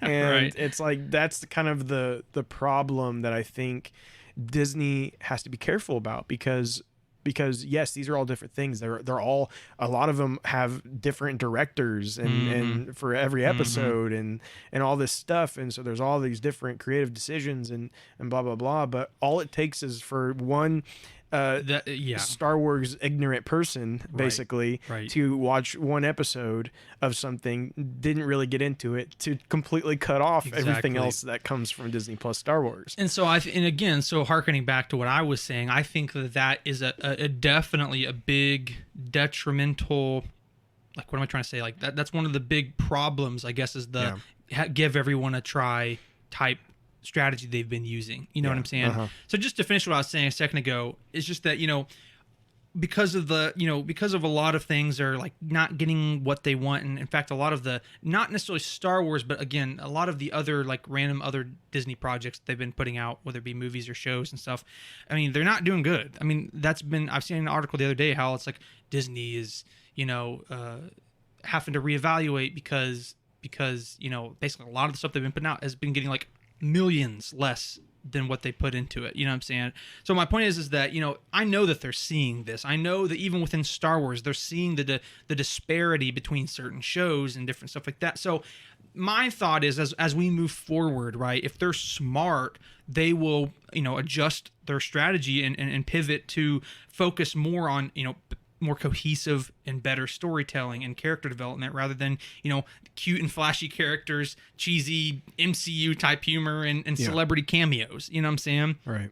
Because again, I'm not trying to be the elitist snob at any at all, but again, the biggest controversies in Star Wars come from those three things. You know what I'm saying? The lack of cohesive writing that drives a great narrative, just kind of like cheesy characters and humor, and then also last but not least, like these celebrity cameos that they've apparently been wanting to add as well. A lot of people have some negative thoughts about that because they think it's lazy. They think it's just like a pump and dump type situation where they're just doing all this inflammatory stuff that they use in other Disney projects that seem to kind of work.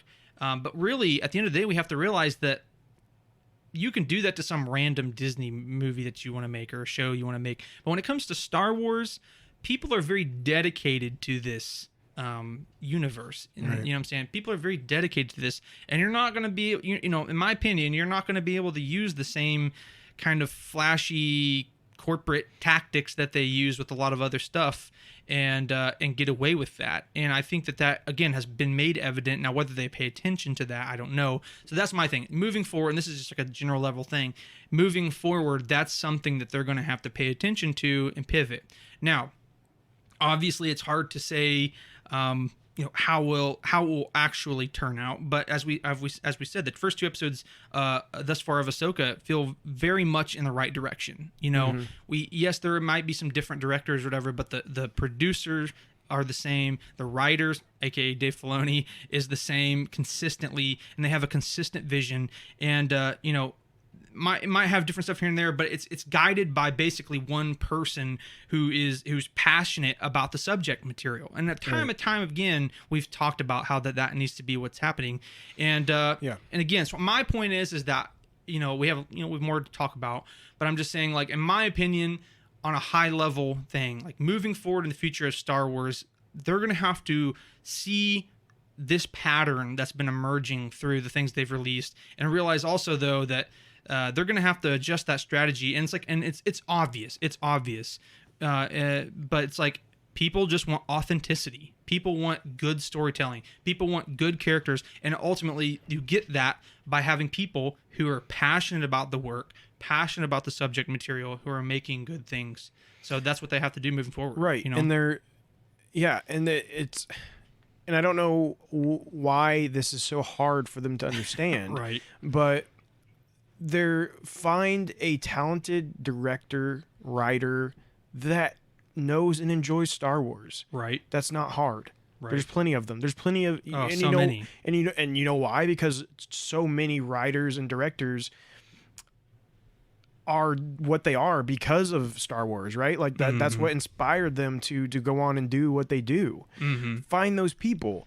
Don't use the greatest indie director on the block because they're the new flashy name. They're a new flashy name. They're a great director, but if they don't know anything about Star Wars, we don't want them.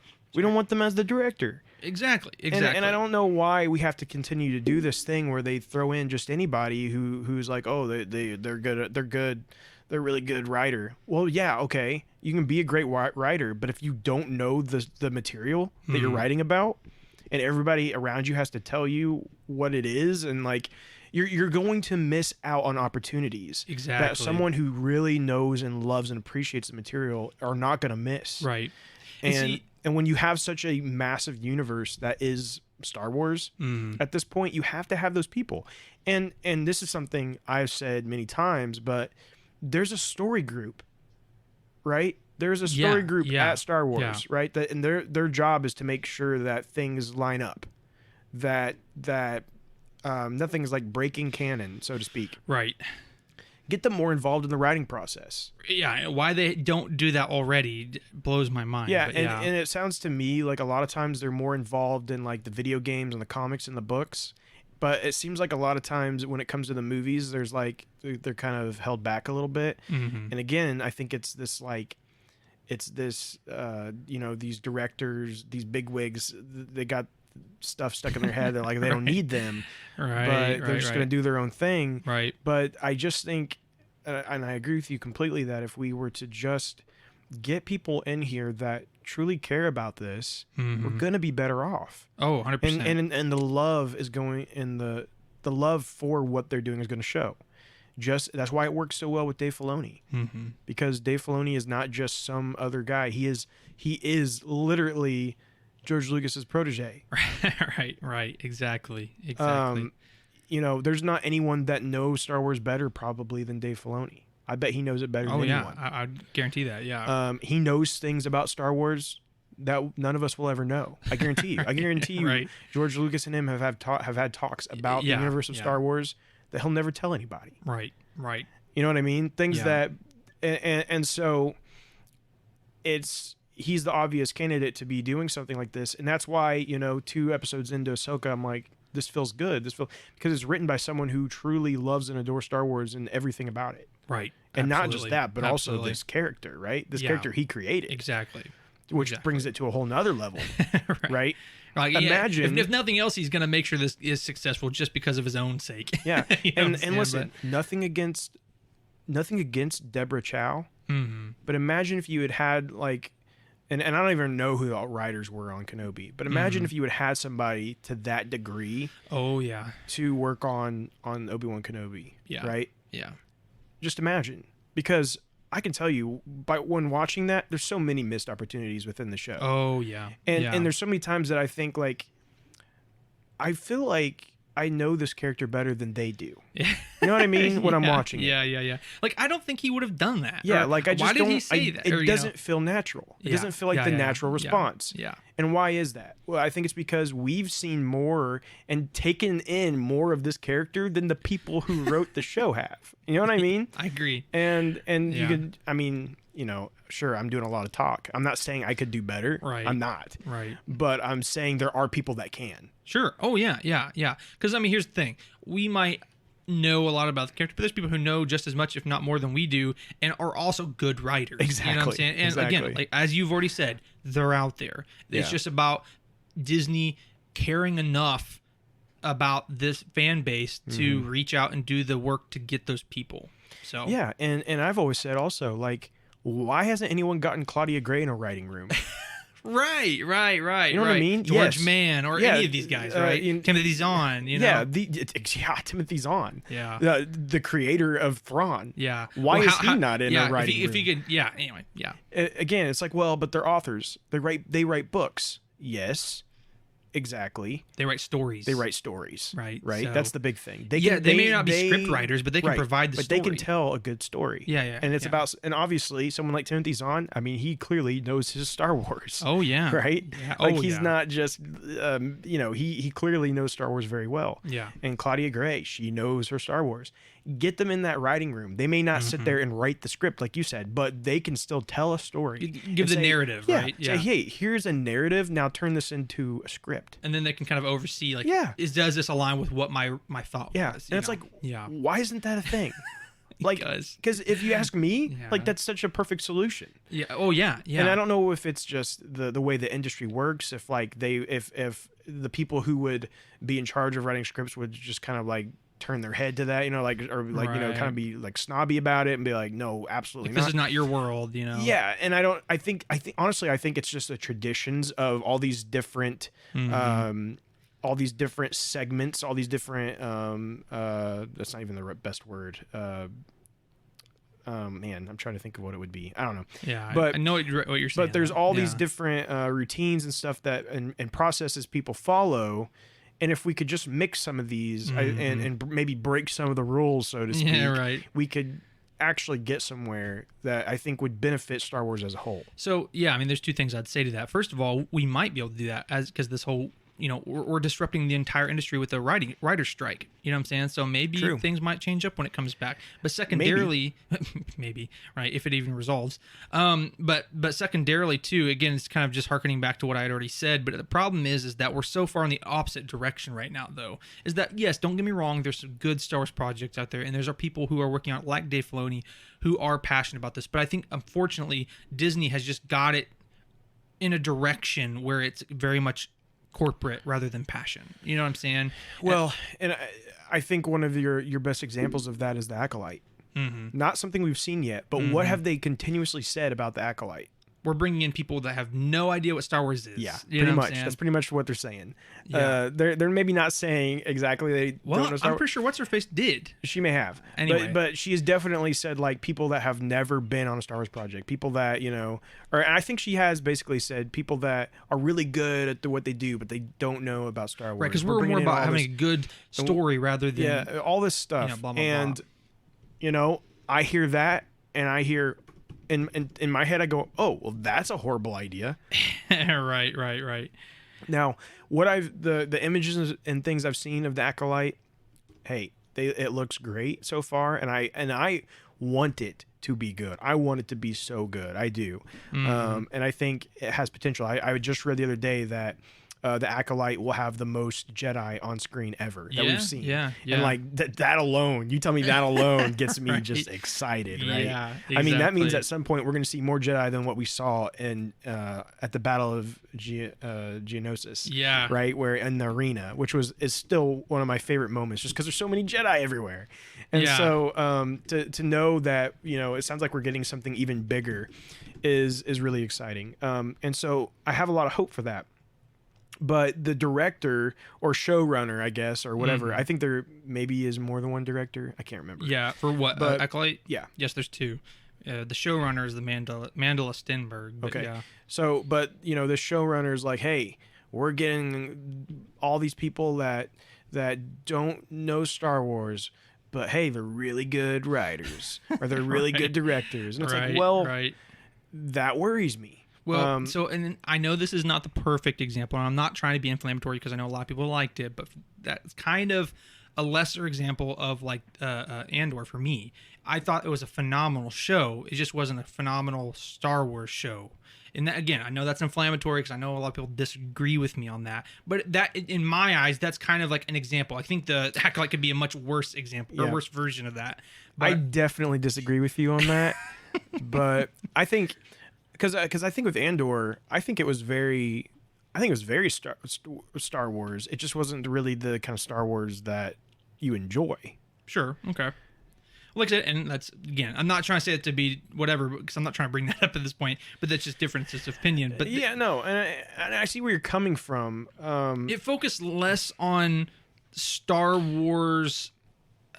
Sure, no, I I guess know I'm trying to- what you mean. I do know what you mean, but I do feel like I felt like it did fit what they were wanting to go for. I didn't feel like when I watched it, I went, oh, well, that doesn't make sense in Star Wars. I didn't ever Yeah. felt that way. I felt like it all fit in the Right, universe. right, It just right, wasn't a story. It's not like when I watched Mando season 3 and I'm like, what am I watching right now? You know what I mean? Yeah. I'm like, this feels like somebody making an SNL skit about Star Wars. Yeah, okay. You know what I mean? I see what you're It's like, saying, yeah. this looks like someone made a short skit about Star Wars, like a comedy, like a spoof. And the hosts for tonight are Lizzo and Jack Lizzo Black. and Jack Black. yeah, with special guest appearance by Christopher Lloyd. Oh, yeah. So No, yes, it's- exactly. You know what I mean? And, Yeah. and it's like, and that, see, in my opinion, and I don't know why they let, like, I don't know why Jon Favreau and Dave Filoni let that happen, but season 3 of Mando was a perfect example of this corporate rather than passion example of Star here's Wars. the thing.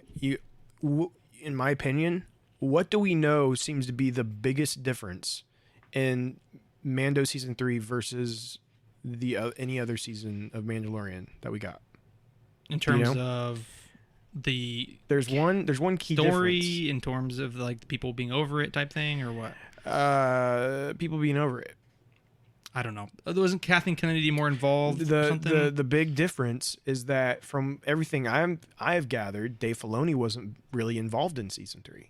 Oh, okay. I mean, he is Yeah. technically a producer on it, But he was focusing more on like Ahsoka. but he was more on Ahsoka at this point, right? Oh, that makes sense. That makes sense. I think, and so again, a perfect example of the Star Wars guy. Okay, Right. I think Jon Favreau really loves Star Wars, but he doesn't know. I mean, you can see them talk about it at Celebration and stuff. They joke about it. How Favreau would be like, "Oh, so I want to do this," and Filoni would be like, "Well, no, you can't do that." And Right. Favreau Well, would be we saw that in Favreau an would be like, interview, yeah. yeah. Favreau would be like, "Well, why can't I do that?" And Yeah. Filoni would be like, "Well, because this and this and this," like listing Yeah. off all the canon reasons. Yeah. And so I think Favreau, who is very talented in what he does and does like Star Wars. Yeah. Wars, but he doesn't have all the knowledge of Star Wars, not to the degree of like Filoni. Sure. So he's like, I want to do this and this and this. And then so Dave Filoni wasn't there to Dave stop Filoni him. may not have been there as much to stop Yeah, him with yeah. some of those things. Again, Yeah. I don't know that any of that is necessarily confirmed, but that's what I feel like Oh yeah. happened. Yeah. Is and another thing. What did we get in the other seasons of Mandalorian? You know, we got a baby Yoda. We got Luke Skywalker. We got Ahsoka. We didn't get anything like that in season 3. And you know why? Very true. Yeah. Why? Because the Star Wars man, wasn't there, Right. and no one gets to touch those characters unless Right. I'm not even kidding. Right. No one gets to touch. No, I no one, know what you mean. No one gets to have Ahsoka. No one gets to have Luke Skywalker. Yeah. Unless the man who George Lucas passed it down to is there. Which then it's like also And, like it's almost like a wasted season though. You know what I'm saying? But anyway. And like the Book of Boba Fett had Luke Skywalker. Again, why? Because Dave Filoni was there and involved. Right. And I think that's kind of where we're at with it, is they don't really want you to touch those things Right. unless he's there. But So let's pause for just a second because we also do. I posted like a community discussion, and I asked basically all of our listeners and said, hey, what we're going to talk about, what do you think? What do you think about the current state of Star Wars, and what are your hopes for the future, and where do you think it's going to go? And we got several comments here, so let's go through a few of them here now. So Nicholas John Mosura, I'm sorry if I mispronounced your name, he says, if we don't get great writing, then it will fade. Sad. And Nicholas, I mean, like I said, I don't want that to be the case, but as we kind of have been discussing, that is kind of on the same page with what we think, is that until the writing starts coming back up, I don't know that necessarily will fade in the sense of that it's going to go away, but I do think that a lot of the hardcore followers and fan base are going to dwindle down a little bit. You know, nothing's invincible, right? Nothing is invincible. So if they continue to, let's say they continue to release just bad stuff and nobody's watching it, Star Wars as an IP is not going to die. It's as a franchise, it's too popular for that. But new content coming out regularly can stop. Right, because of the whole corporate issue rather than passion, Disney's just looking at numbers, and they're if they start seeing that things are going downhill and no one's watching it and they're not getting money from it, then yeah, they're just gonna stop doing it. So yeah, I mean, I think that's absolutely true. So Brandon Dukes comes on and says, can't deny what was just released and what we have gotten the past few years has been pretty epic. When we look at the High Republic live action and future projects with Filoni, I think it is bright. I know that there have been some letdowns with Kenobi and a few various others depending on your tastes. However, all in all, it's been great. Excited to see it. Glad to have you all back. Congrats, gentlemen. So Brandon, yeah, I think we're, again, on the same page with all of that. And again, like I said it earlier, but it's good to see you again and hear from you again. So thank you for commenting. Yeah, and I do want to say, he said the future looks bright, and we've been a little negative so far. Yeah. But the future does look bright. You're right, Brandon. Not only do we have some exciting seasons up ahead of shows, we're right smack dab in the middle of Ahsoka. We got... we do have movies that are supposed to be coming. So yeah, things are bright. Things do look good right now. But because we've been burned before, I think is the reason where we're just a little hesitant on what we could be getting, right? Like there is just some, like, I don't want to get my hopes up. You know, I don't want to be disappointed. And so I think as we get closer to the movies, I think I'll really know how I feel just about everything and where Star Wars is going. But man, just if the next Star Wars movie comes out and it fails, oof. That's going to be bad. Right. And so again, looping back into what we've been talking about this whole time, it's going to be up to Disney to see the trends, to see what they're doing wrong, and to fix that, and that's going to just depend on if they do that. Yeah. So, but that was a good comment, Brandon. We appreciate you. Alex Mason says, despite my issues with Mando Season 3, I am still very hopeful for what is to come. With what it seems they have been talking about, I'm excited to have a focus on things like Dawn of the Jedi and the High Republic, and of course the Heir to the Empire movie. I'm hopeful about the plan, just skeptical about the execution at the moment until we get more information. Yeah, again, all good points. Yeah. I really feel like we're all kind of in the same boat here. It's like, yeah, stuff up ahead looks very promising, and it is exciting. But again, it's just there's like this little bit of hesitancy from the fans of like, we don't want to get hurt again, right? And we don't, and so like a scorned lover. Yeah, and and the way Alex put it there does kind of also bring something to mind, is that when you look at Star Wars right now, and when we look at the next, let's say 5 years, we are literally getting projects from every era of Star Wars. Yeah. Like every era of Star Wars, we're getting projects set in, and that is kind of crazy to think about, really. Right. But it's cool, and again, with that, there should be something for everyone. There, no matter what your stylings are, what kind of genres you like, or etc. There really should be something for everyone within that wide range of eras. And so that's exciting, and I'll be very intrigued to see in 5 years what's on top. Yeah. What era, what characters, what's on top of what's Star getting Wars. the most Like, traction? What's getting the most traction? I mean, obviously right now it's been The Mandalorian, right? The Mandalorian has been the top dog for a while. Right. That has, of course, kind of faded recently because it's because season 3 wasn't that important. It's been around for a while now, and the story's kind of stopped now, right? And so it's kind of slowed down. Ahsoka, who's always been a popular character, but maybe could really kind of go to a new level if this show does really well.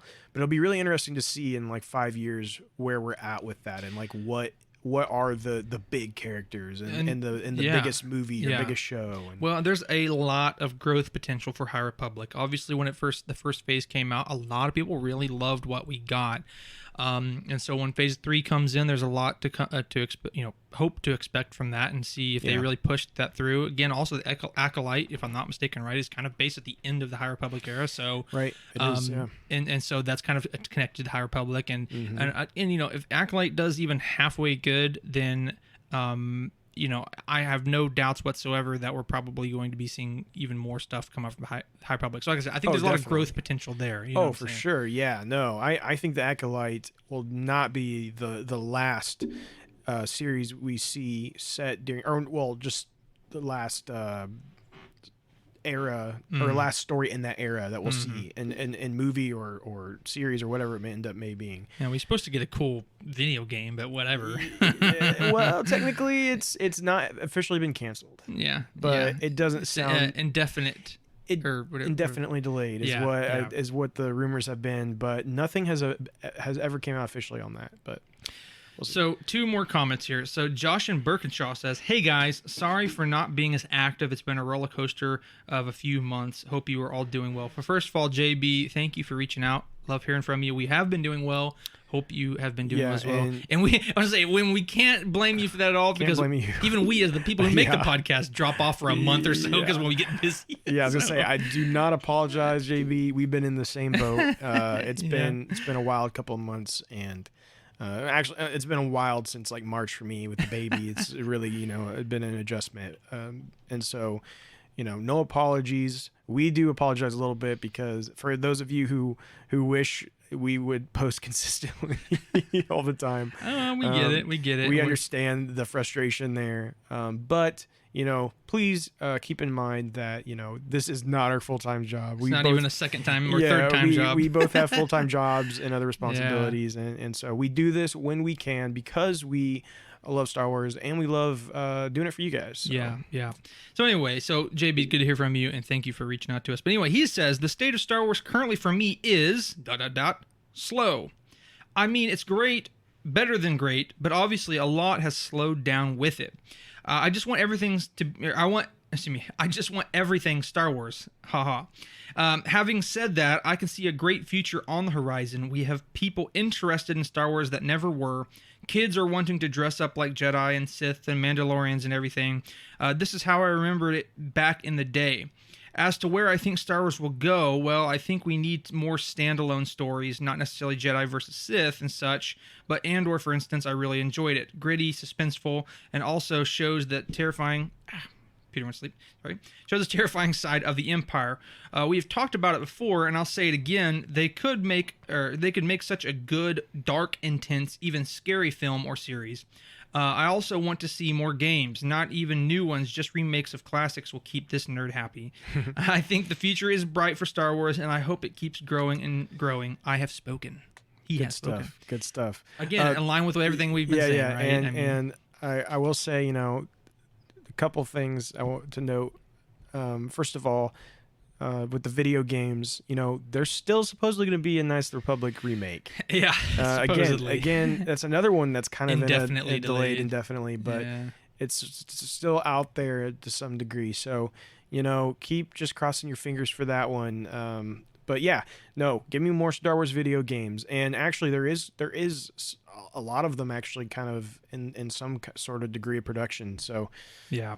well, before we end this episode, I would like to kind of just go over what we know is kind of in the works, just in general with Star Wars and movies and TV and video games. So we'll get to that here in a little bit. But and then the other thing that he said about like a dark, like almost like horror style, I think it's only a matter of time. I think it's inevitable that we get something almost to the degree of horror, not like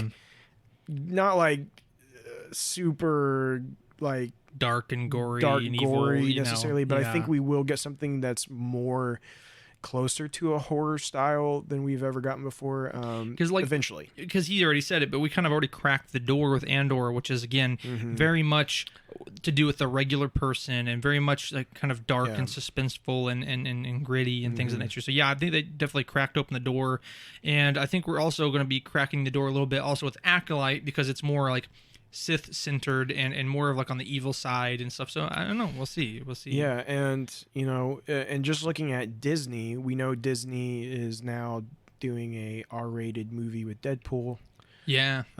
So that's kind of opening the door for R ratings, as well as they had a horror Disney Plus special in the MCU that was very much a horror. Like it had a lot of like gore in it. Wolf, something Midnight, or I can't remember what it was called. I cannot remember what it was called at all. But it was an MCU project. Yeah. So the fact that they were willing to do an MCU project that was and also you got like what was it called? Doctor Strange, the Multiverse of Madness had a lot of horror stuff in it as well. It did, yeah. So I don't think it's out of the realm of possibility at all that Star Wars could get something in that vein as well eventually. Right. And again, it's like they've got a lot of other things they're working on right now, but I could totally see that being a genre that they kind of dip their toes into. So. Yeah, I completely agree. So let's go on to our last comment and kind of end on a bit of a hopeful note here. And it's Corey Allen Wise saying, I would definitely love to see a new trilogy. And after the first 2 episodes of Ahsoka, I'd say the state of Star Wars is heading in the right direction. I'm here for the ride, good or bad. I just love Star Wars, and there's so much more story to tell, and I am excited. And Corey, I think you hit the nail on the head for all of us. We as we say almost every episode, but we'll say it again, and Drew's already said it, is that we're very cynical a lot of times, and we're all very kind of nitpicky and stuff, and that's just because that's what the point of this is. We're here to go over, because here's the thing.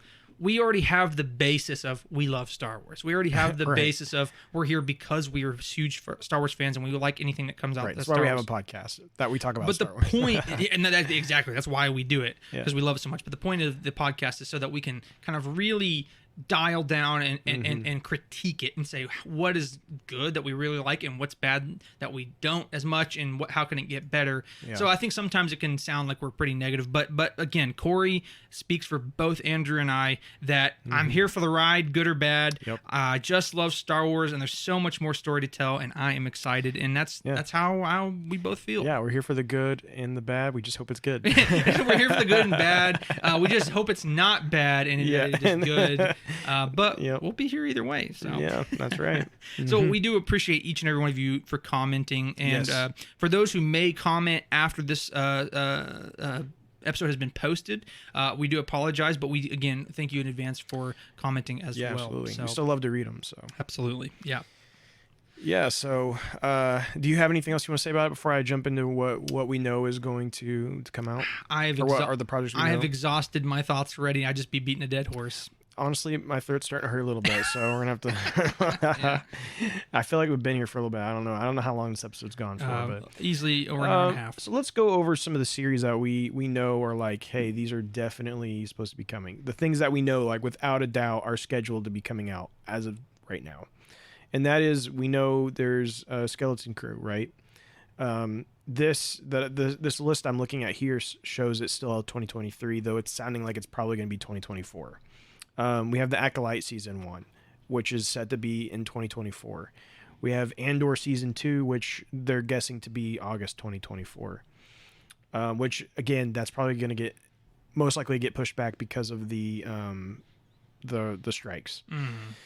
And then we have the dates for the movies. We have May 22nd, 2026 and December 18th, 2026. So again, 2 movies in 1 year. We've talked about our concerns with that, how that went really bad last time they did it. And so it's very shocking that they're going to do it again. And we've talked about that. And, we'll continue to see where that goes. But then it jumps forward a year, December 17th, 2027. So that's the 3 Star Wars movie time slots that we have. So now, kind of going in even further, let's talk about what those movies are going to be, at least as what we assume they're going to be. We have an untitled James Mangold project. What do we know about the James Mangold project? We know that movie, we know that it's supposed to be 25,000 years before anything we've seen before. And it will introduce the first Jedi.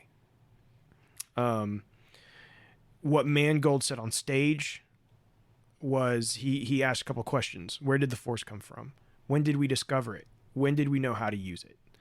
So this is kind of an origin story of the Jedi, or as what we like to call it, Dawn of the Jedi, right? Because that was the story that was told originally. And so James Mangold, a very well-known director who has made some really great stuff. He's not been in Star Wars before. He was rumored to do a Boba Fett series back before, or a Boba Fett movie back before there was a series. So he's been, obviously he's someone who's wanted to do Star Wars, but now this is supposed to happen eventually. So yeah, I don't think this is going to be the first thing we get. We've talked about what we think the first thing is we're going to get, and everyone seems to be in agreement on this, is that most likely we are getting the Charmin Obaid-Chinoy project first. The Rey. Which is the Rey Skywalker movie. It's set 15 years after Star Wars The Rise of Skywalker, is what they're saying, with Daisy Ridley reprising the lead role as Rey. And so that has been heavily rumored to be the first movie that we get. A lot of people have thought that is going to be the first one. We do know that was originally written by Damon Lindelof, popularly known for writing Lost and Watchmen. Yeah. But they, as we know, there had been some drama behind that, and Lindelof has departed the project and was replaced by Peaky Blinders creator Stephen Knight. Peaky Blinders. So that's all we know so far about that. But again, a lot of people speculate that will be our first one that we get. If not our first one, most likely the second one, because there's 2 coming out in 2026. Then the other one that we know of is the Dave Filoni project. This is the one that most people think is going to happen on that December 18th, 2026 slot. But again, it could potentially be the May 22nd slot. This one, as we know, is going to be it's going to connect things from Ahsoka and The Mandalorian, the Book of Boba Fett, the Skeleton Crew, all the stuff taking place in what they love to call the Mandoverse. The idea is that all of these are working towards this untitled Dave Filoni project, which I like to go ahead and title myself as Heir to the Empire. Right. Even if it's not called that, it's basically what it's going to be. It's going to be the culmination of all of these leading to the big showdown with all of these great heroes against the great villain Thrawn, who is the heir to the Empire. The heir to the and Empire. so there's not a whole lot else that has been told about that. That other than that, he did just confirm like it's going to connect the series together. And he did say the only other thing he did say was that things aren't that great when we begin The Force Awakens. So take what you will from that. Yeah. But and so now those are the confirmed things that we know we're getting. And what we would assume are that May 22nd, 2026, December 18th, 2026, and December 17th, 2027. Okay. But there are some other things out there that has been talked about. Yeah. So a couple of other movies, the Rian Johnson trilogy. We've been talking about the Rian Johnson trilogy, I think, since we started the podcast. Pretty much, yeah. He's basically said he gets asked about it all the time, and every time and Kathleen Kennedy gets asked about it too, and they always say the same thing. Yeah, we're doing it. It's just a matter of scheduling. Yeah. It's like, Right. and it's like, is it really that simple? Like, yeah, I don't know. I don't know either. I don't know. However, I've said before, if you let him do a trilogy and he just does his own thing and it's not connected to the important characters of the saga, it'd probably be good, because I think he's a great director, and I do know he loves Star Wars, but the way he dealt with our original trilogy characters is I don't want to talk unforgivable. About it. Yeah, I don't want to talk about it. There's also, there have been rumors about a Star Wars Knights of the Old Republic project. For years they've been talking about that, about being either a series or a movie. So there's still that up in the air. That's more rumor than anything. Then there's the Taika Waititi project. This one was announced on stage back in 2020. And again, this is one that was announced, but then kind of just got quiet and we didn't see anything else. Just this year, though, somebody asked Taika Waititi about it, and he said he's still trying to figure out the story. Yeah. So again, not something that is in any hurry, and it doesn't sound like it's coming anytime soon. It didn't take him too long to figure out Love and Thunder. Oof. He must have asked his child to write that one. But apparently, guys, the Marvels will be the first goofy and silly and wacky movie. So yeah, and then also there's the Sean Levy project, which wasn't announced, but Sean Levy himself said that he has a golden ticket into the galaxy far, far away, and he's developing a screenplay. And he said that himself. Again, we've never gotten any whatever for it, but he is the director of Deadpool 3, so he's connected to Disney, and so I would assume that one is going to be a little more on the wild side. He's also the director of Free Guy, and so Ryan Reynolds. Is definitely coming to the Star Wars universe, and I don't know how I feel about that. I'm not sure how I feel about it. Hey, we literally just talked about the plug-in cameos. Yeah. Ryan Reynolds is one of those characters that, I mean, he's just too well known. It's just I don't know that I want to see him in Star Wars. But anyway, and then so now let's look more into our shows here. Do you have anything to say about any of those movies? Nope, not really. Let's look at our shows. We got Skeleton Crew, I already said, The Acolyte, Andor Season 2. A couple of that we have here that we don't have dates for. The Bad Batch Season 3. We know we're getting a Season 3, but we do not have a date for it. It's believed it was being worked on, but then had to halt due to the writer's strike. Yeah. Then we have The Mandalorian Season 4. Another one that's kind of a toss-up right now. And the reason for that is it was talked about, and we've talked about this in one of our last episodes, that there was going to be a Season 4, but with the writer's strike, they're entertaining the idea of making it into a movie instead. And the reason for that is to still try to have everything done in time for the slots that they have, the upcoming Filoni project. I see.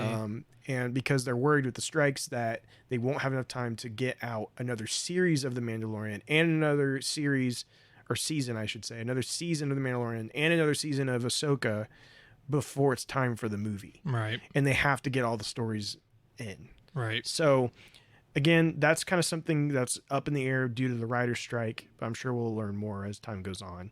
And then also we have a droid story. This was one that was supposed to be Lucasfilm animation, and it was going to be a story with R2-D2 and C-3PO. Again, this was announced on stage by Kathleen Kennedy, but we've never seen it again since. Yeah.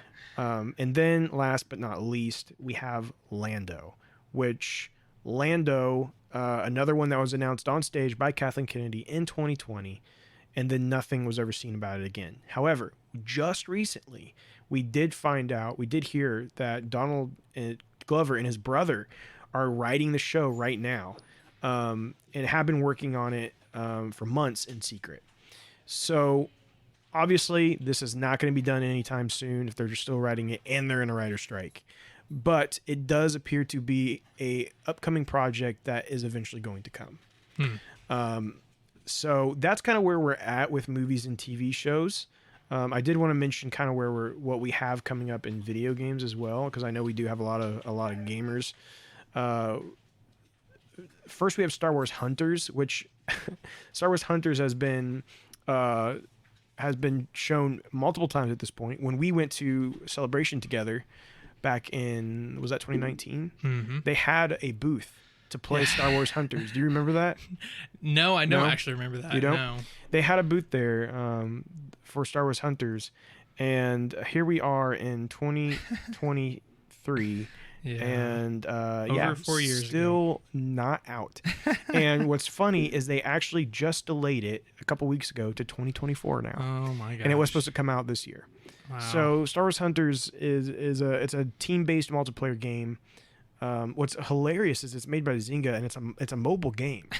And it's taken them this long, so I don't know what in the world they're doing. Dude, we've been talking about that Zynga game for so They must be long. doing more sleeping than they are making the game. That's all I'm saying. I mean, you know what I'm saying? Like, it's a multiplayer game. I mean, come on. Anyway.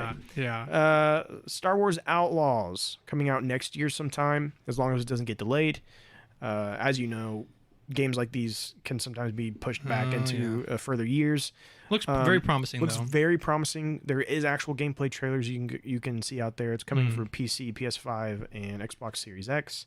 It is created by Ubisoft Massive, which is the studio behind The Division and the upcoming Avatar: Frontiers of Pandora. Looks incredibly impressive. I would encourage you to go check it out if you're if you have any interest in Star Wars video games. You should check this one out because it's looking very promising. Oh yeah. Then we have the Respawn's Star Wars first-person shooter. So Respawn is the developer of the Jedi series, with Jedi Fallen Order and Jedi Survivor, but they also revealed that they were working on a first-person shooter Star Wars game. Now they had said they had just begun on this title in 2022. They had said it, and so we're looking at 2 years of progress by the beginning of next year. So this is one that I'd say we're still going to be waiting on for a bit, but coming from Respawn is very promising because they've done really good things. Titanfall. And they have first person shooter experience with Titanfall, which was a great series. Yeah. So this being like Star Wars Titanfall could be really great. So that's one to really be looking out for whenever it's officially revealed. There's also a Star Wars strategy game also being worked on by Respawn. So they got a lot of projects going on.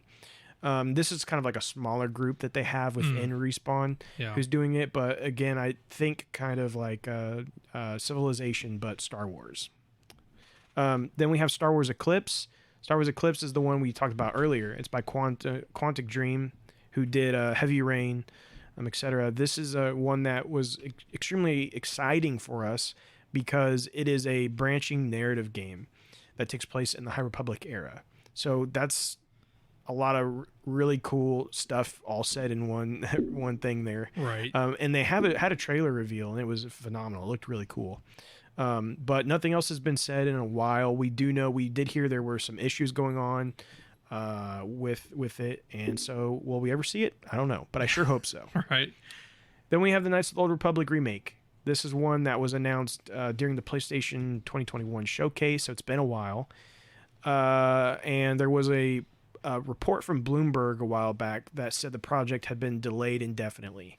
And anytime you hear a game's been delayed indefinitely, that's a very bad sign. Yep.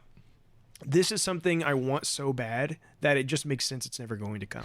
Right, yeah, you know what I mean? yeah. It's like Yeah, there's nothing yeah. I would love more than a Knights of the Old Republic remake, and because it's such a great game, but it needs some quality of life improvements for the modern era. Oh, yeah, right? definitely. And it makes so much sense to have it that it also makes so much sense that we'll never get it.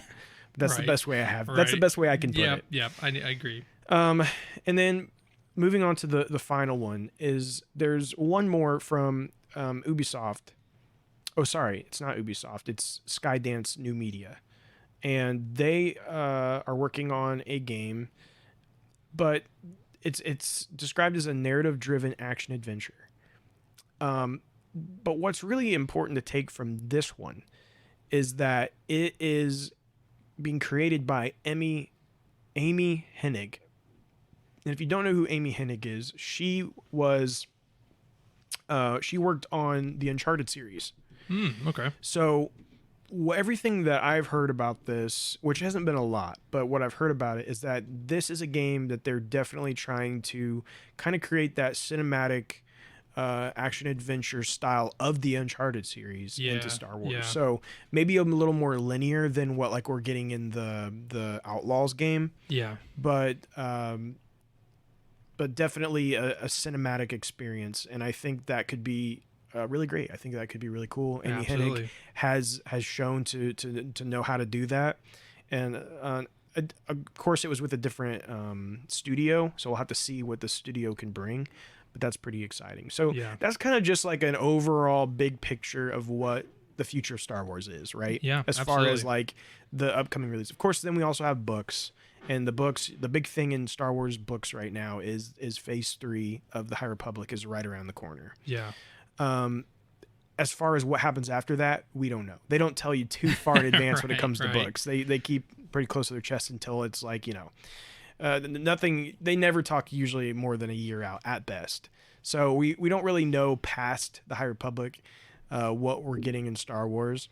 And I think for me, the biggest thing in books would be the question of do they keep telling stuff in the High Republic after Phase 3, or are they going to do something else, another big project like that? Is there going to be something to kind of take the place of what High Republic has been? Because now that they've done this, it's going to feel like there's kind of like this dead spot.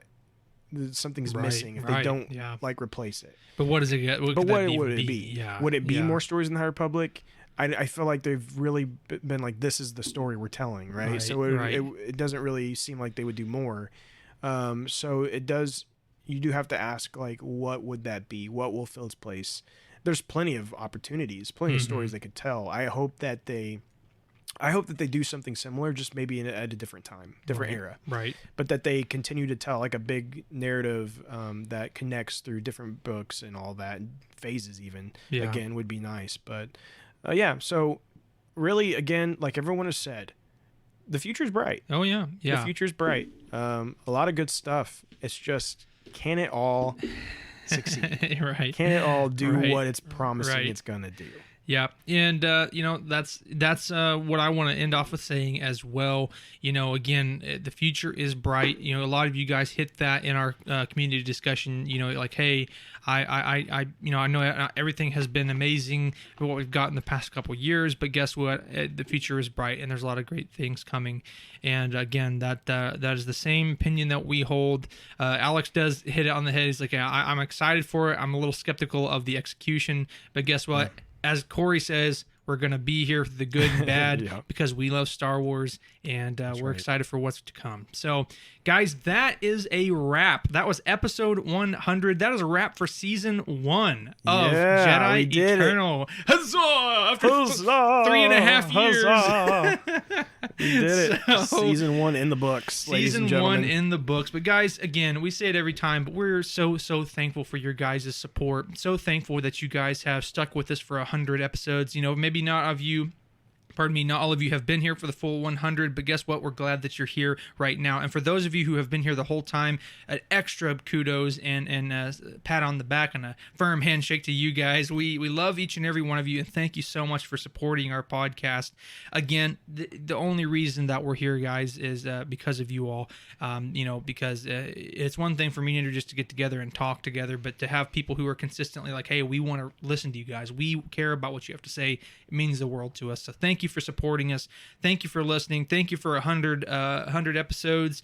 Yeah. And we ask that you would reach out to us. We would love to hear from you. We do say that every episode, but we say it again. We want to hear from you guys, whether it's about the state of Star Wars, whether it's about Ahsoka, whether it's some of your fond memories about the past 100 episodes, whatever it may be for you guys. We'd love to hear it from you.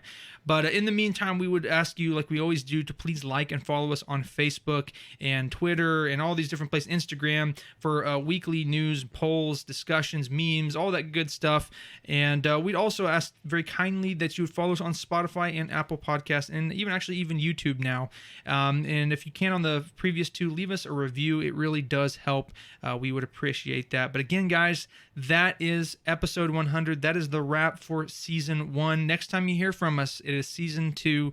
We're excited for it. We're excited to see how this progresses and goes. Things might be a little bit different for restructuring, but it still can be the same stuff that you love. But last but not least, may the Force be with you. And we thank you for joining the Jedi Eternal. We would be honored if you would join us. The Force will be with you always.